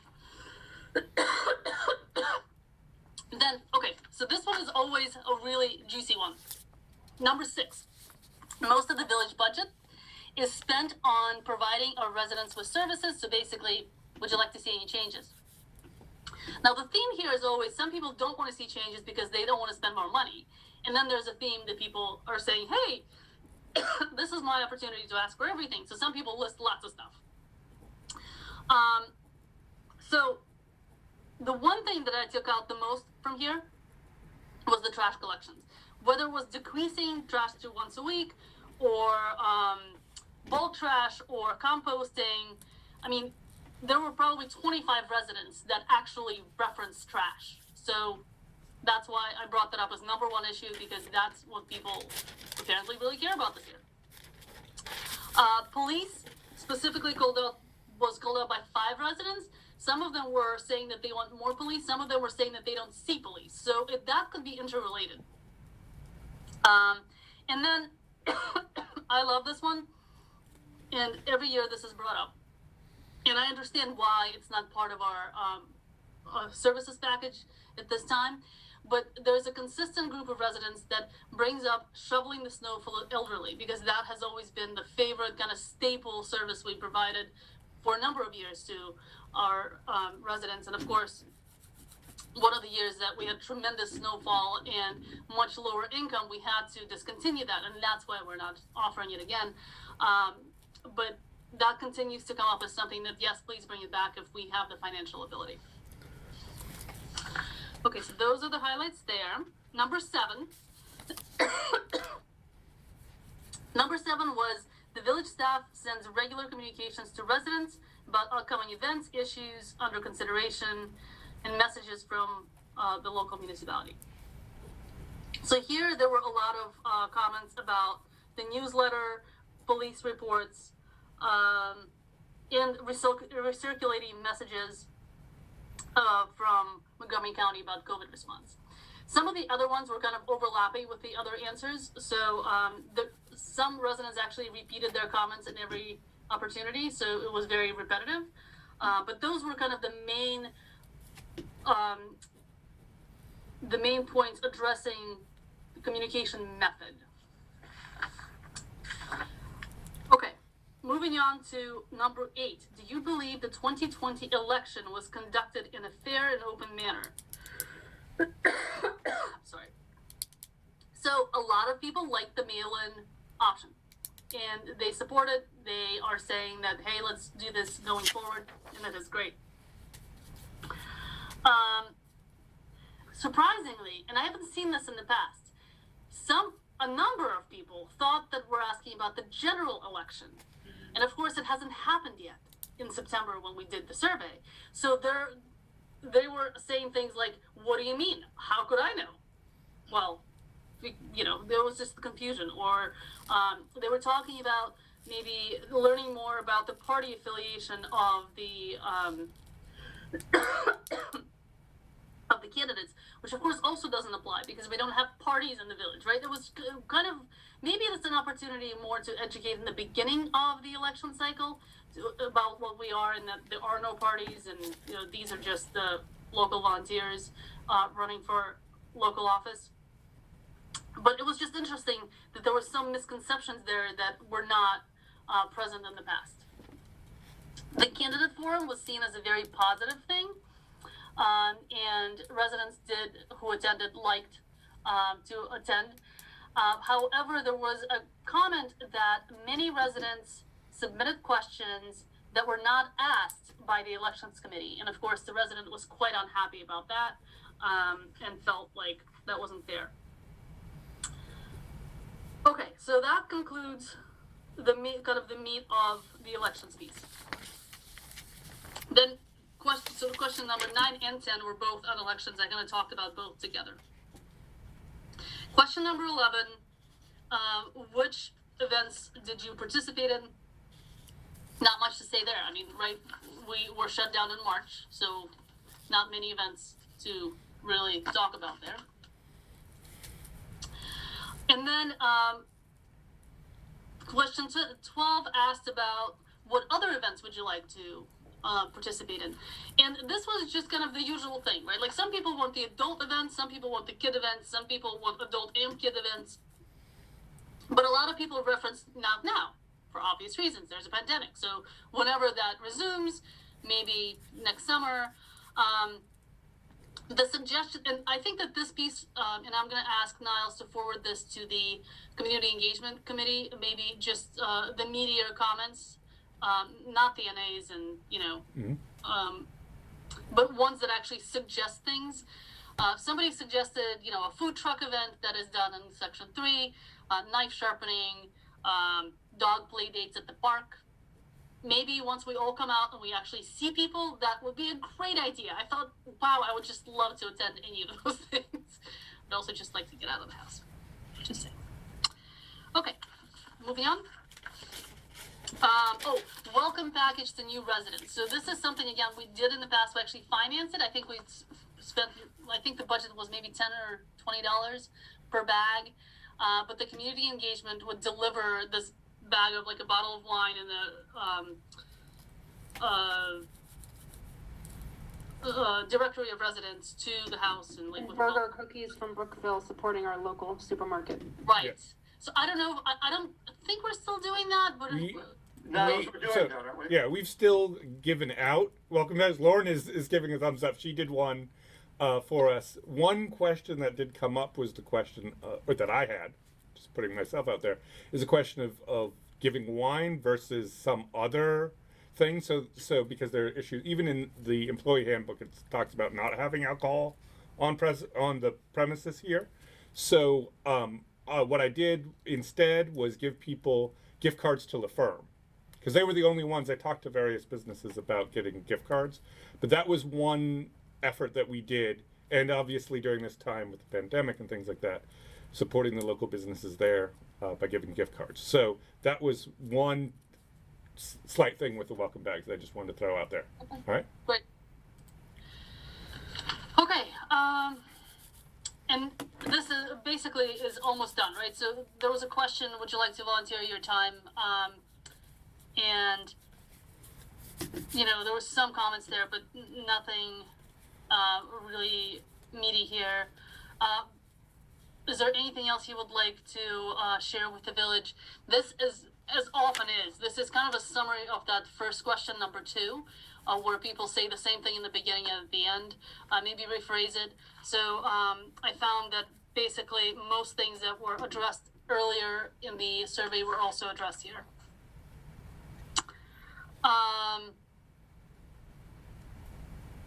Yeah, so that's about it. I would say that these are the highlights.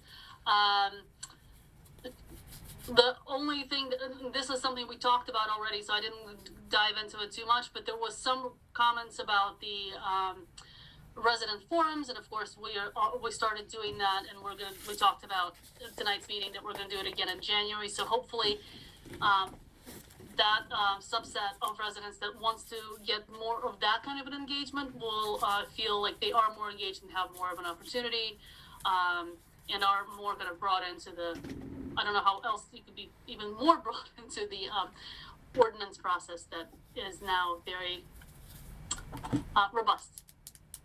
But that concludes my report. Thank you for listening. Thank you, Katya. Okay, next on the agenda, Todd, are you ready? Susan, I just want to make one quick comment on that. So first of all, Katya, I just want to thank you for that thorough report and recognizing, you know, again, it's a triangulation, right? I mean, so there's 150, it sounds like, responders. How many households, I'm not sure that is, but since then we've also had a lot of other comments, and as you suggested, we have a forum happening.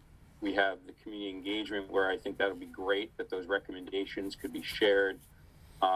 Something that you did mention, which I believe I'm hoping we're taking a vote on, or at least we have a motion in terms of what next steps, which is the safety committee, which is something that folks feel very, very passionate about. And again, during a terrible pandemic, this is something that we should consider. I know it's been something we've talked about for many months. So again, I just want to thank everyone, and the recognition that before the survey even went out, we had a very extensive discussion, item by item, going through this and modifying it and improving it. So I'm sure there'll be other ways that we'll do that for next year. But again, thank you, and you know, let's look to take up action. Item by item, oh, you mean the survey item by item?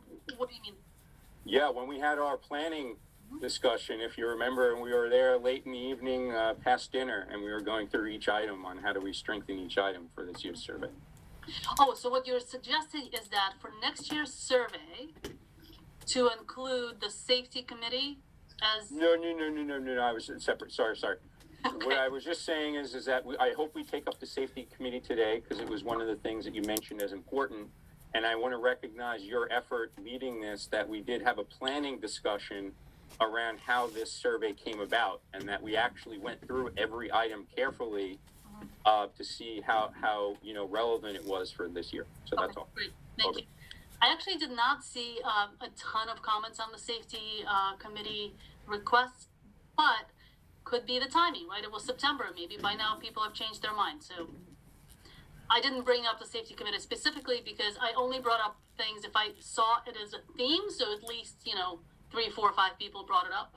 Correct. And I was referencing, I think you mentioned a few times, topics on safety. So I think that those are a proxy for folks wanting a safety committee. Over.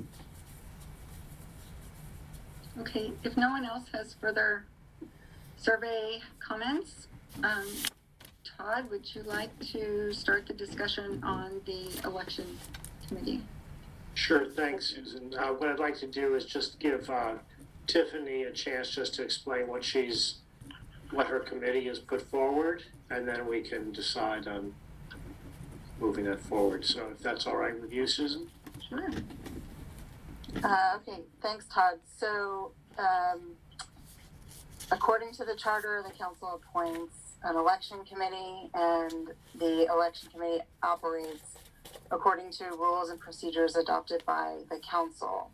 So, as past election committees have done, we took a look at the rules and procedures this year. And as a result of the mail-in election last year, charter changes, and some uncertainty for this year's election timeline, we undertook such a review and made recommendations to the council. We met in open session in August and in September, with residents attending both of those Zoom meetings, and the minutes for those meetings are on the website. So if there are questions about things that were discussed, you can check out the minutes there. I think they're only a page long.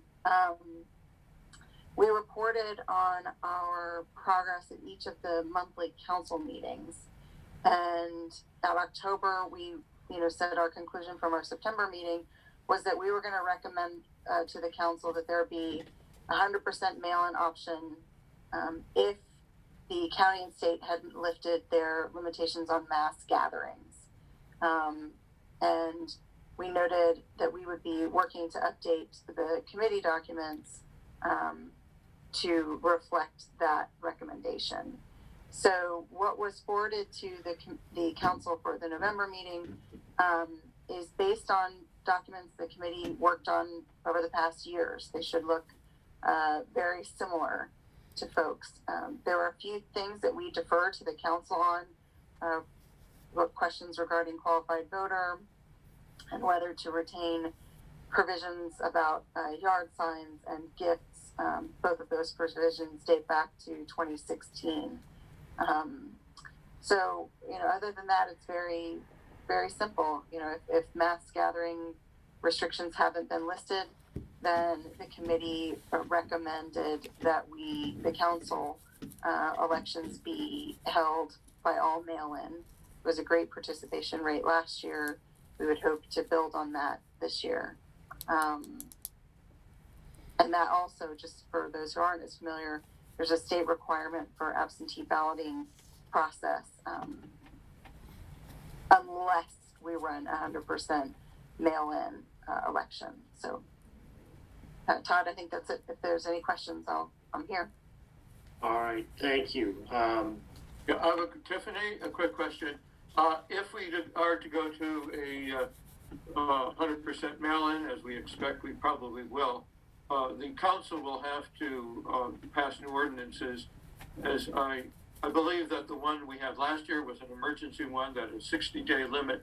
So that will not cover all mail-in election for the coming year. So we will have to act on that. And yes, you have to act on what we. Right, sorry. and we would have to do that by February. Well, you would need to do it earlier, and Ron can correct my dates and times because I'm not on the council anymore, so I don't have to remember all of the exact timing. But I believe if you guys introduce tonight, you need 30 days for at least 30 days for a layover. Then you could do a public hearing at the January meeting, and then that way the new policy ordinance would be in place. I guess policy would be in place by February, and we could start our election process then.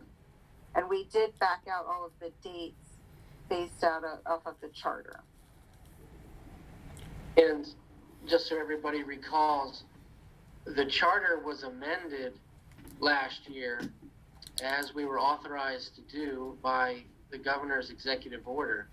And as a result of those amendments, the council can decide to have a mail-in only election without having to adopt a new state of emergency ordinance this year, because that procedure is now built into the charter for last year's amendments.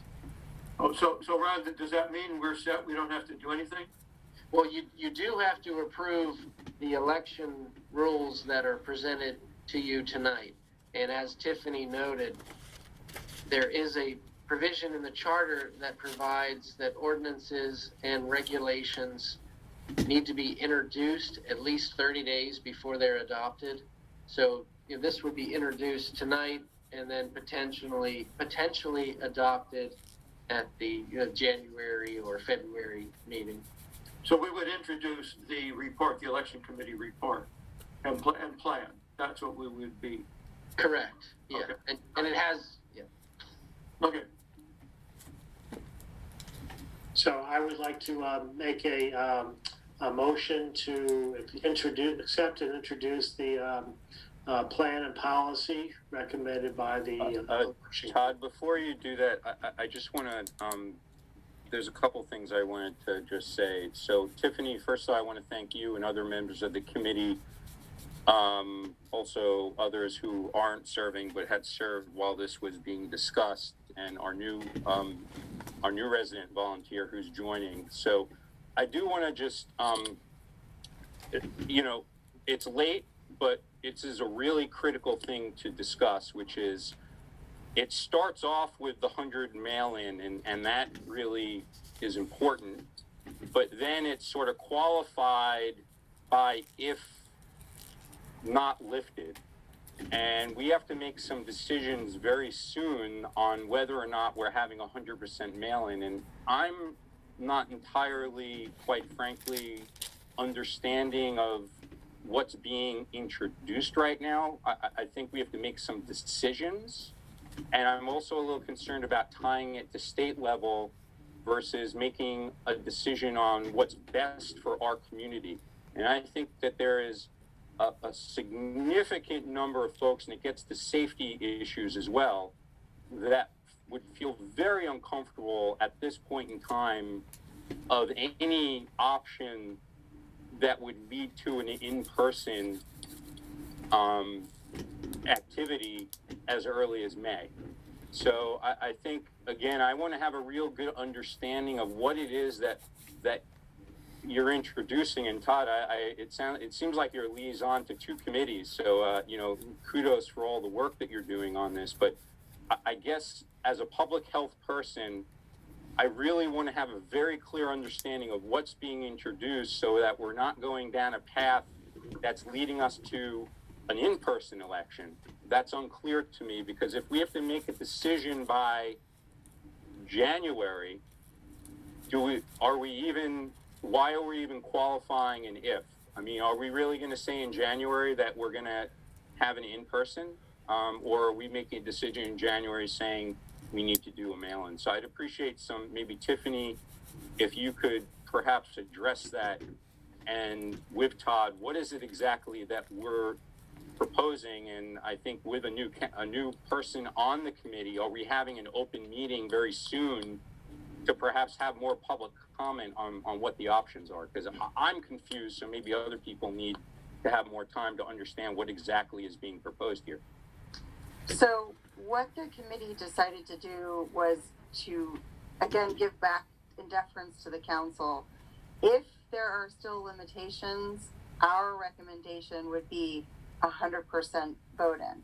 But we recognize that there's also a timeline here that we would want to open in order to ensure communication in as many newsletters as possible, mail options and other, that we needed to get this to you guys now.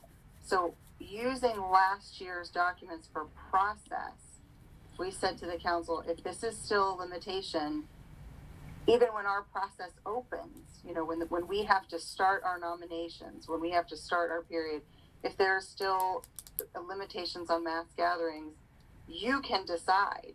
You, the council, have the authority to decide, are we doing 100% mail-in or not? You guys could decide something else. If after you introduce this and have discussion on it, say, hey, look, we want a different process, then that falls completely within your prerogative as council members. But the getting this on an agenda that gives you enough time to review was the goal of the committee, and that's why we presented it to you now. Again, I'll say we had our open meetings on this We had our recommendation out in the public in October. We presented documents in November to the council, and to date, we haven't received any comments that I'm aware of on those, on any of the meetings when the recommendation was made and the documents that have been put forward.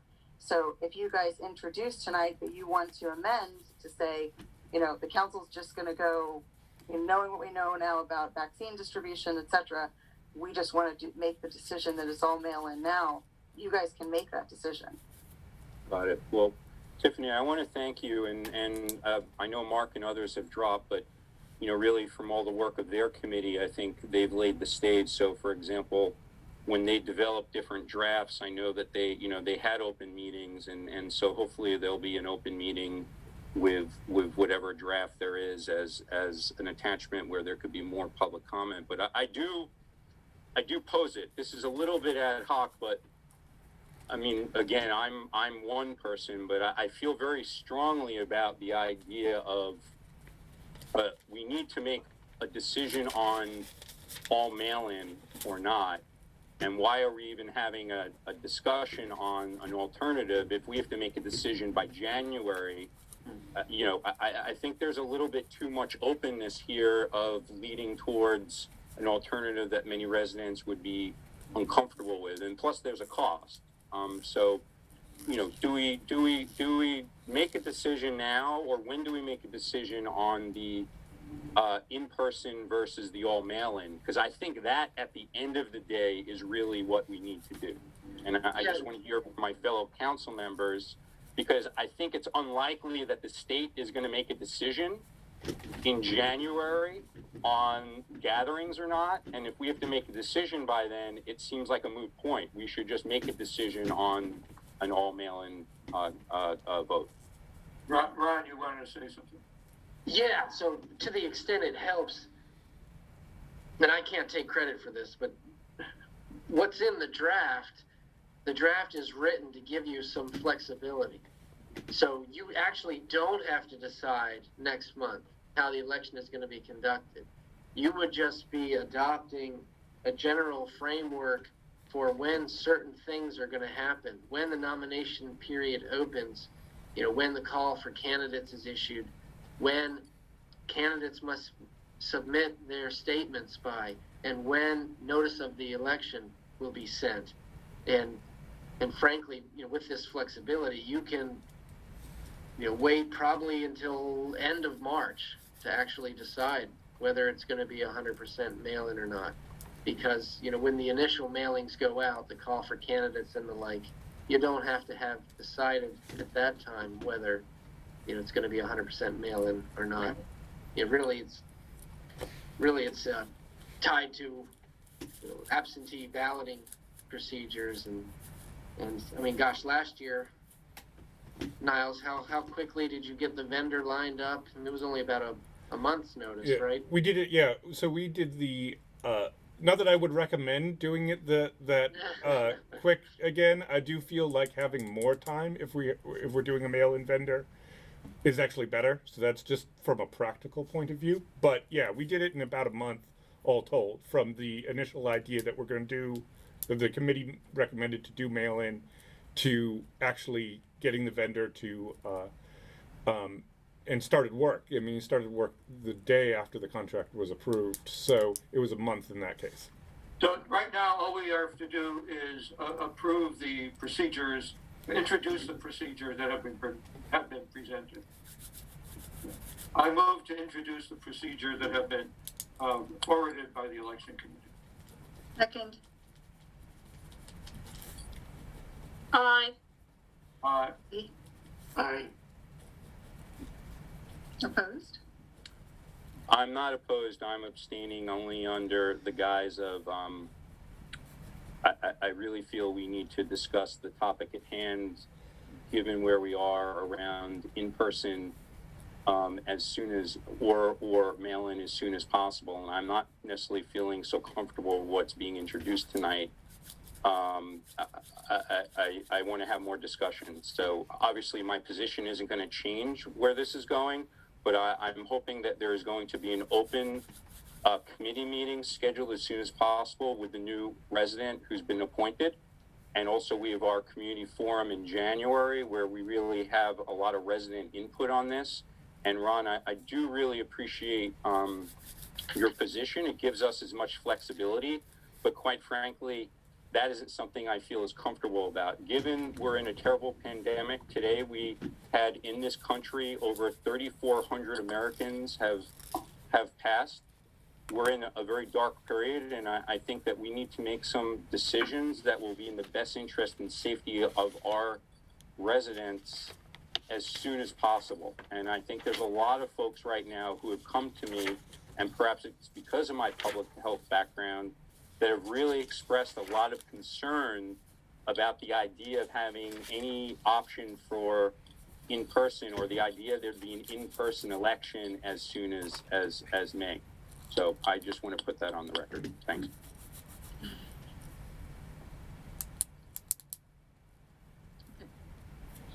Just one last thing, Susan. Thanks for the new appointee, and if you guys would approve, maybe Niles can get that person's orientation done in short order.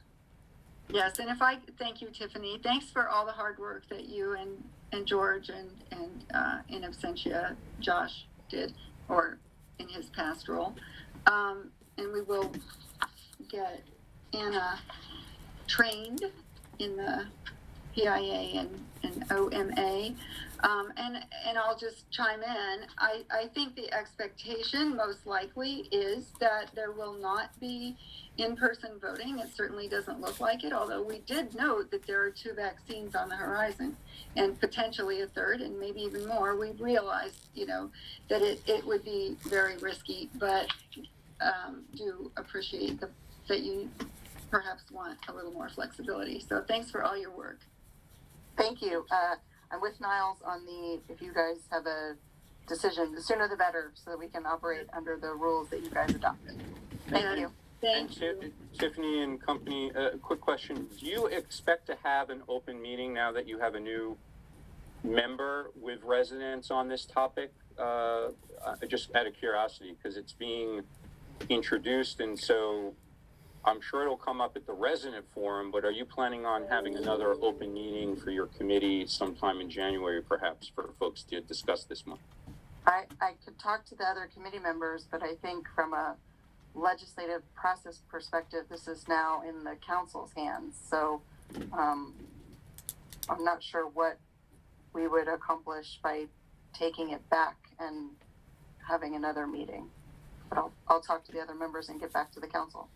Okay. No, I know it's an unusual circumstance because you have a new person who's joining in the middle, but perhaps if there is any pushback, it could certainly be a topic at the community forum in January, because again, there's a lot of residents who are quite concerned about the idea of having an in-person, and I think that they would like to have their voices heard on this issue. Thanks. Well, and I think that's where the process is now. I mean, you guys have discussed it and it's been introduced. This was a part of, these were open committee meetings where this was discussed. So. No, I appreciate that, Todd, but I don't think that there had been a copy of a policy that was with edits to it that was posted, and then there was a forum discussion. So again, I'm not saying due process wasn't followed, but I think that there are residents who would very much like to have more than a few minutes to discuss the importance and their worries about a possible in-person. And if we take that up at a resident forum, I think that's great. If there won't be another open election committee meeting, but again, just going through that process of now that something's been introduced, how are residents going to have an opportunity to really comment on concerns or input on that? And I don't think they've had that with the current election committee. There hadn't been something posted, folks can comment, and then they could edit. So I think having more opportunities for resident input on such an important and serious topic is really critical. Thanks. Thank you. Okay, so I asked Ron to give us a brief history or a brief description of the ordinance process, but given the lateness of the hour, Ron, although you were slated for 10 minutes, can you do it in 2? Yes, sure. It's Pretty straightforward. It's a perfect segue.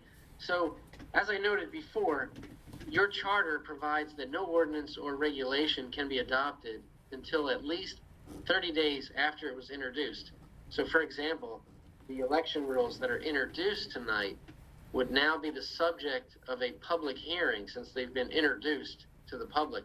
The public is now invited to come and give its comments to the council, and I believe the council is planning on doing so in January. So, under the Home Rule amendments to the Maryland Constitution, local governments are authorized to be created, and local governments on our level are established as municipal corporations or established by charter. State law doesn't dictate much about how our government is framed. We have broad discretion in deciding how we're framed. And with respect to the adoption of ordinances, state law provides only that an ordinance has to be adopted at a meeting. It can't be adopted outside a meeting. And if it involves building regulations, you have to send a copy to the county council at least 30 days before adoption so that the county council can give you comments. So with only those 2 requirements from state law, municipalities in the area do the process differently. Most have a process similar to Martin's Additions, where an ordinance has to be introduced at one meeting and adopted at a subsequent meeting. Now, surprisingly, other charters say 6 days later, 8 days later. Martin's Addition says 30 days later. However, as a practical matter, because all of these communities meet monthly, it's generally 30 days in between. So the basic legislative process is an issue comes up, council discusses it, has a draft prepared, the draft is introduced to the public, and then the public is invited to come to a hearing. That's the basic process. You're certainly welcome to do more if you want to do more. And I've already told you what's mandated by state law. Happy to answer any questions. I know that was pretty fast. That was good. If we could all be so concise, meetings would stay on track. Thanks, Ron. Ron, I just want to say thank you, and coupling that with what others have said, that I don't think anyone's questioning about the process that you've just shared. I think we've heard, and we'll discuss elsewhere, that there have been suggestions on how we can improve the process and how we can perhaps engage the community early on some of the things that we're doing. So again, I think what you're saying triangulates with what we've heard, that everyone has done the best job they possibly can in the due diligence of what they felt that the VMA has followed. But I think that there was even something submitted for the public record today around the ordinance process, which I think warrants our attention in terms of how we can improve it. So thank you. Yeah, sure. And one thing I should have added too, so some communities have a referendum process where if the community doesn't like something that the council has done, they can submit a petition and then send the ordinance that's been adopted to a special election. But I think only maybe four out of 12 have that. Of course, there's also an indirect referendum process because we have annual elections. And just to respond to a comment I just saw in the chat, so as our chair stated at the outset, on the agenda, we've got public comments at the start, public comments at the end. However, when there's a public hearing, that'll be a separate agenda item, and the public gets to speak at that hearing, at that item on the agenda as well. Ron, I appreciate that, and I just put out again for the council to consider perhaps in the future is, again, I think that's a subjective interpretation. Legally, it certainly stands up, but there are certainly other councils, other municipalities where they look at a public hearing as a separate standalone discussion, not something that's on an agenda item of a standing meeting. But for example, for the election committee piece, rather than it being at the next January council meeting because of something that is so important, that public hearing actually could be a separate meeting Sure, yeah. And so I just want to put that out there that while appreciate that we're following good practice, that you can say that a public hearing is an agenda item on the next council meeting.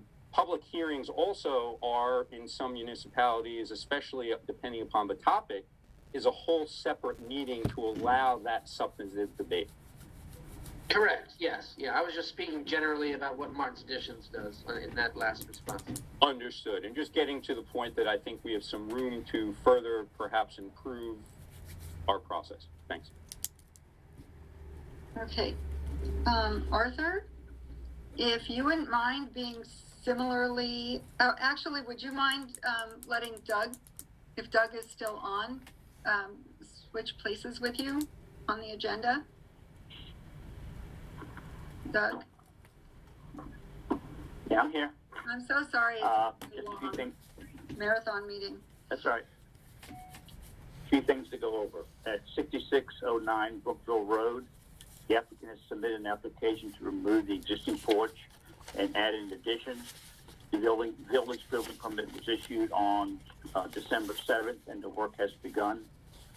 At 7200 Chestnut, the applicants applied for a building permit to construct an addition on the west side of the existing house. That village permit was issued on October 9th, and work's begun on that project. At 7200 Delafield Street, the applicants have submitted an application to demolish the existing building and build a new house. The virtual information meeting was held on December 9th, and a dumpster and demolition permit has been issued for that work to begin. The building permit has not been issued. At 7220 Delafield, the applicant has submitted a plan to demolish the existing house and rebuild the new house. The village information meeting was held on December 14th, Monday. And finally, at 3517 Shepherd Street, the applicant submitted an application to add addition to the right side of the house. The village issued that permit on November 24th, but the work has not begun. And that concludes my report. Thank you so much. I'm so sorry. I think we need to take a new look at our scheduling for these because you shouldn't have had to wait that long. Okay, so Arthur, Yes, very quickly. yeah. Okay, our finances are good. Our money came in from the state as expected. One interesting thing is that the state comptroller, put out a report at about the same time that the funds were distributed, saying that the state's revenues will actually are expected to rise by about 0.1 or 0.2% this fiscal year, and a few tenths more next year. So even though, and he makes a very strong point of this, even though there's considerable unemployment and loss of businesses, revenues are going up, partly because of the stock market and capital gains, partly because the loss of business by small businesses more than made up by the increased business of large businesses. The 61 largest businesses take in as much revenue and pay as much tax as something like 100,000 smaller ones. And so inequality, business inequality is growing, but state income is growing at the same time that there's a lot of hardship, loss of business, and loss of jobs. So go figure. That's it. Okay. Arthur, before we move on, Susan, something I wanted to bring up, and again, the auditor report sort of validated this, and something also triangulated from Kadia's report on the snow initiative, the snow shoveling initiative. I just wanted to put out as an administrative item, it seems like we may have some, I don't know what the right word is. I would never say surplus funding, but perhaps some funding that might be available because, again, events haven't, in-person events, so there could be anywhere from $10,000, $20,000. And I'd like to work with perhaps you and Niles to investigate further if there is an opportunity, perhaps as a one-off, because we know this year is a very difficult year for many with COVID. Maybe there are some funds that we could apply to help some residents, perhaps it may be residents who have either disability or whatever it might be, and target and help them, because we do expect heavier snowfall. I don't know if Keith is on, but so just to have that as an option if Right. we opt in.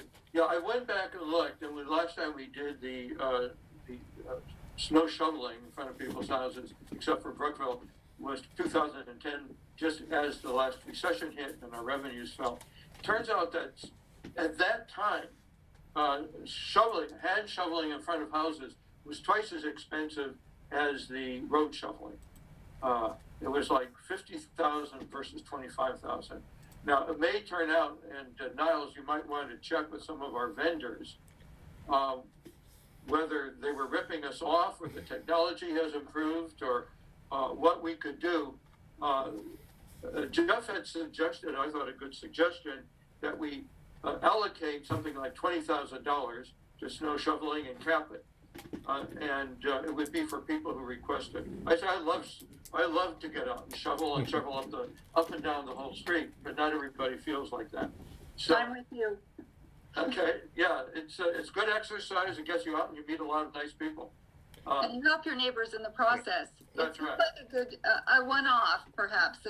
Yeah, especially since, as Jeff noted, the public, what do we call it, the firm and other kinds of events we have not held, and we do have a surplus in that budget right now. So it would be a kind of a shift from one activity to another.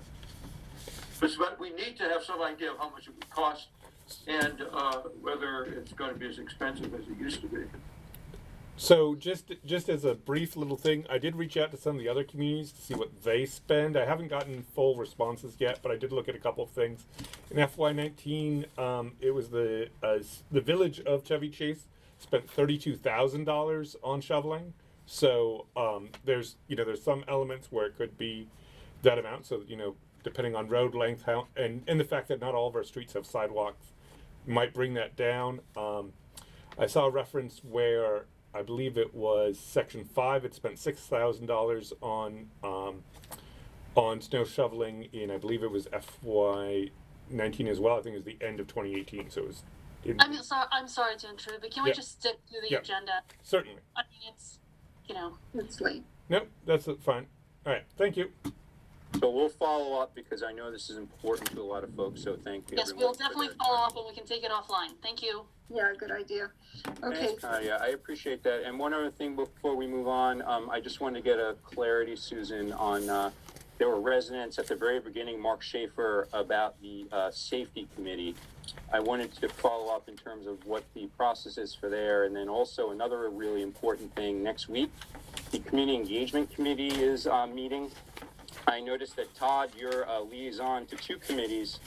I know that several times the committee actually had asked for me to be liaison, and I had offered. I just want to know the process to finalizing how to be a liaison on a committee. I was a little unclear. If I can just interject, we had asked you to be the liaison to election. You opted to be CEC. It's not really a formal process. And this is again an administrative thing you can take offline. Take offline. Good. Yep. Okay, I just wanted to recognize that, and so let's take it offline so we could. Yes, it's been open got for it. several months, and I'd like to conclude it. Thank Got you. it. Thank you. Okay. Can we do the tree ordinance in 2 minutes, Arthur? Yeah, I'll send this around again. What Yeah, I wanted to do was introduce the tree ordinance, and part of that was an explanation of why we're doing it, which is the other thing I wanted to do was introduce a formal resolution of explaining that it will be the duty of the council to explain new ordinances. It was a 3-line statement, I think. We can do it next month. But as part of my draft tree ordinance, I also had an explanation that kind of put into practice what I was suggesting. But I would like to get this introduced to the public before the open meeting discussion so that people have a chance to look at it and discuss it if they want at that time. And maybe put a little more research into it too.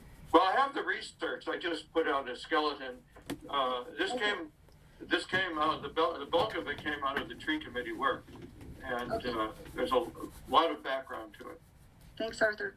Okay. And I want to acknowledge a lot, Lauren, a lot of effort, had gone into this. And I think there was also some really great open comments from residents in terms of perhaps how we can continue to shape it. So Well, again, the problem was they haven't seen the draft, and thanks, Lauren, for stimulating this all again.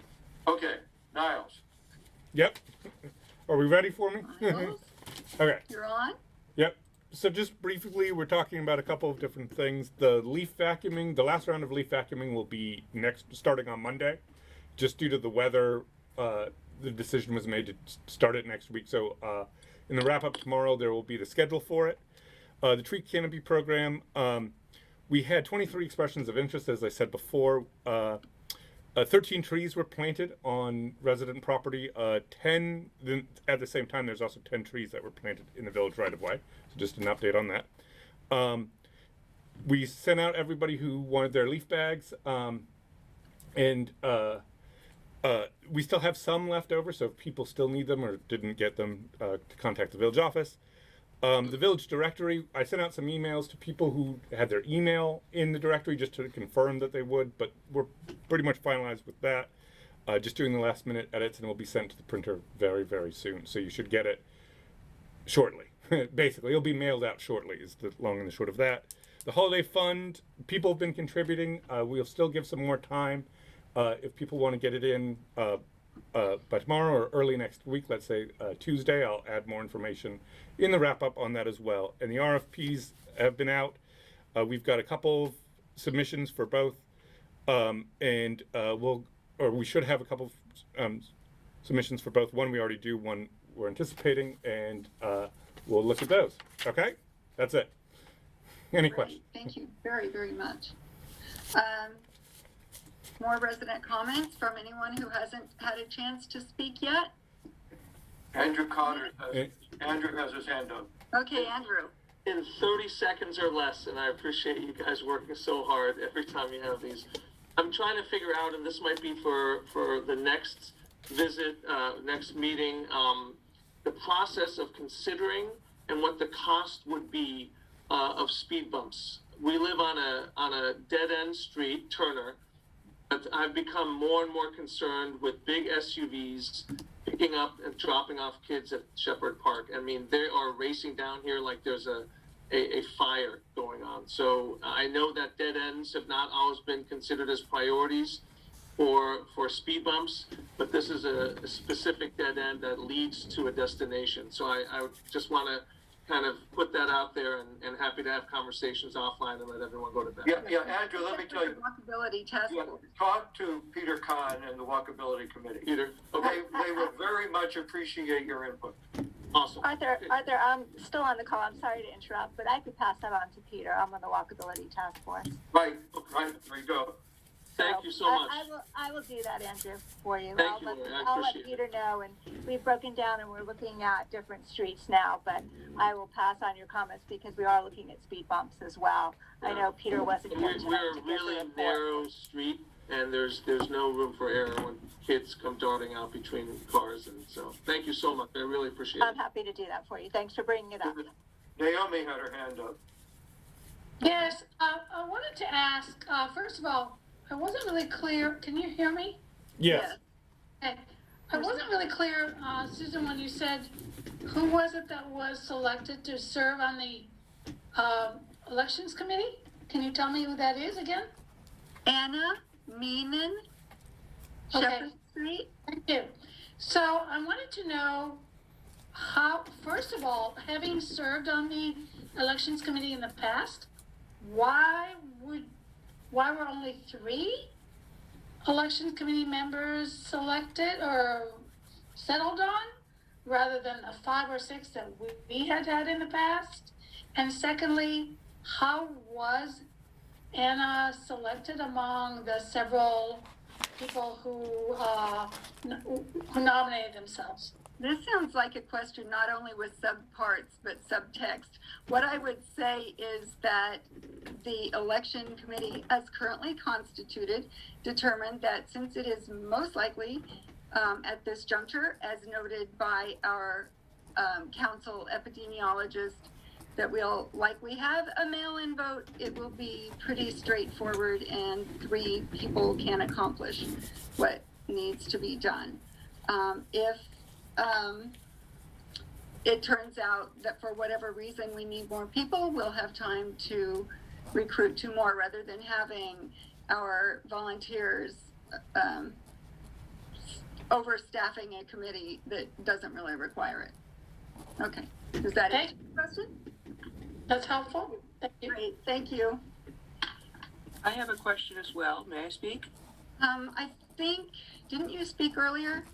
Not on this topic. Oh, well, that's, okay, you can have 1 minute. Go ahead. Thank you. I would note that number one, Arthur, you're absolutely right to make sure that residents have a chance to see the actual tree ordinance documents, so they can comment on the documents, before that actually gets introduced. And I would note that the first time the residents saw the election committee's documents was in the packet for this meeting. There was no open meeting where residents had any opportunity to actually look at the draft ordinance or the plan. That's a real contrast to what Mark Efron did in terms of really getting the drafts of the ethics ordinance out to people for comments. And I think Mark's process was much better in terms of not just legal compliance with the Open Meetings Act, but the importance of actually getting residents' input. And so I'm really troubled by the process here where the community has not seen these election documents until the packet for this council meeting. I want to second Dr. Blanders. We need another open meeting here. If I could just interject here, because I can see that you are planning to I don't know my intentions, Susan. Okay, well, let me just say, since it's late and since you've already had a second crack at the apple, as it were, these are procedures and a plan, and And they were actually, they were last week. and they're not initially. Sorry, Arthur. Oh. Go ahead. I was just gonna say they were introduced last month. They were The discussed. documents were not available to the public. The documents were discussed last month, and as you They were know, only available to the council. Marty, as you know, these are not substantively challenging documents as were the election ordinance considerations. This was basically taking all of the great work that your previous committees have compiled and tweaking it, fine-tuning it, updating it, and going with it. So if Any changes to regulations must be discussed in open of course, meetings. and they were discussed. Okay, so I'm sorry, Susan and Arthur, I'm just making a quick statement. okay. I'm concerned, and quite frankly, I don't support the way that we're responding to Marty's comments. Okay, but I think you know. No, please don't cut me off. Let me finish, please. I appreciate that. And what I suggest is this is a topic that deserves more discussion, and hopefully whether it's at an open meeting at the next election committee meeting or at a resident forum, the topic of elections is really important, and I think we recognize that Marty has served on a committee for many years and has a lot of experience, and I think we should welcome those inputs. Thank you.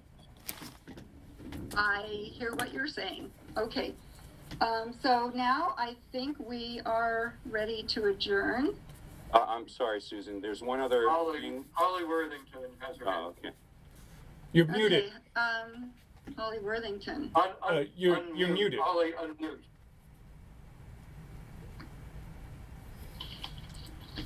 I'm sorry. Thank you. I just would like to ask you to ask Ron Bolt to please draft up what the alternatives are to the ordinance as well. You've asked him to make an ordinance for the ethics issue and impartiality, and I'd like to ask you to ask him to draft up the alternatives as well. Right, Thank you so much. we've done that. Yeah. Oh, thanks, Arthur, for clarifying. I actually wasn't sure, but thank you for stating that. I didn't hear, Ron is shaking his head. I don't think he was asked to do that.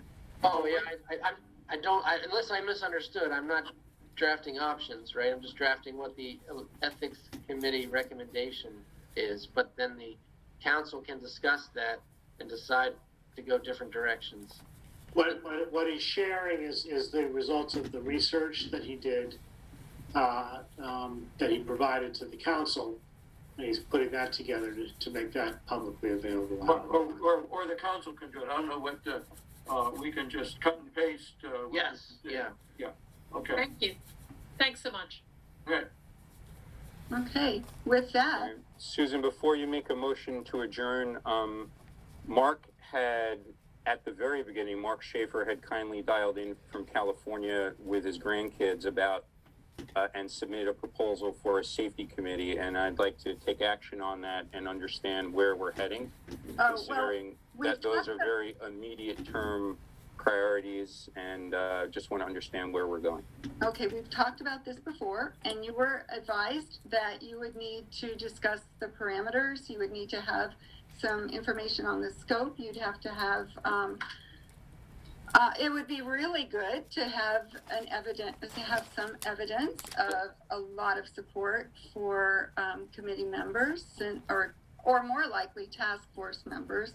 That would be a determination the council would need to make, whether it would actually be a task force or a committee.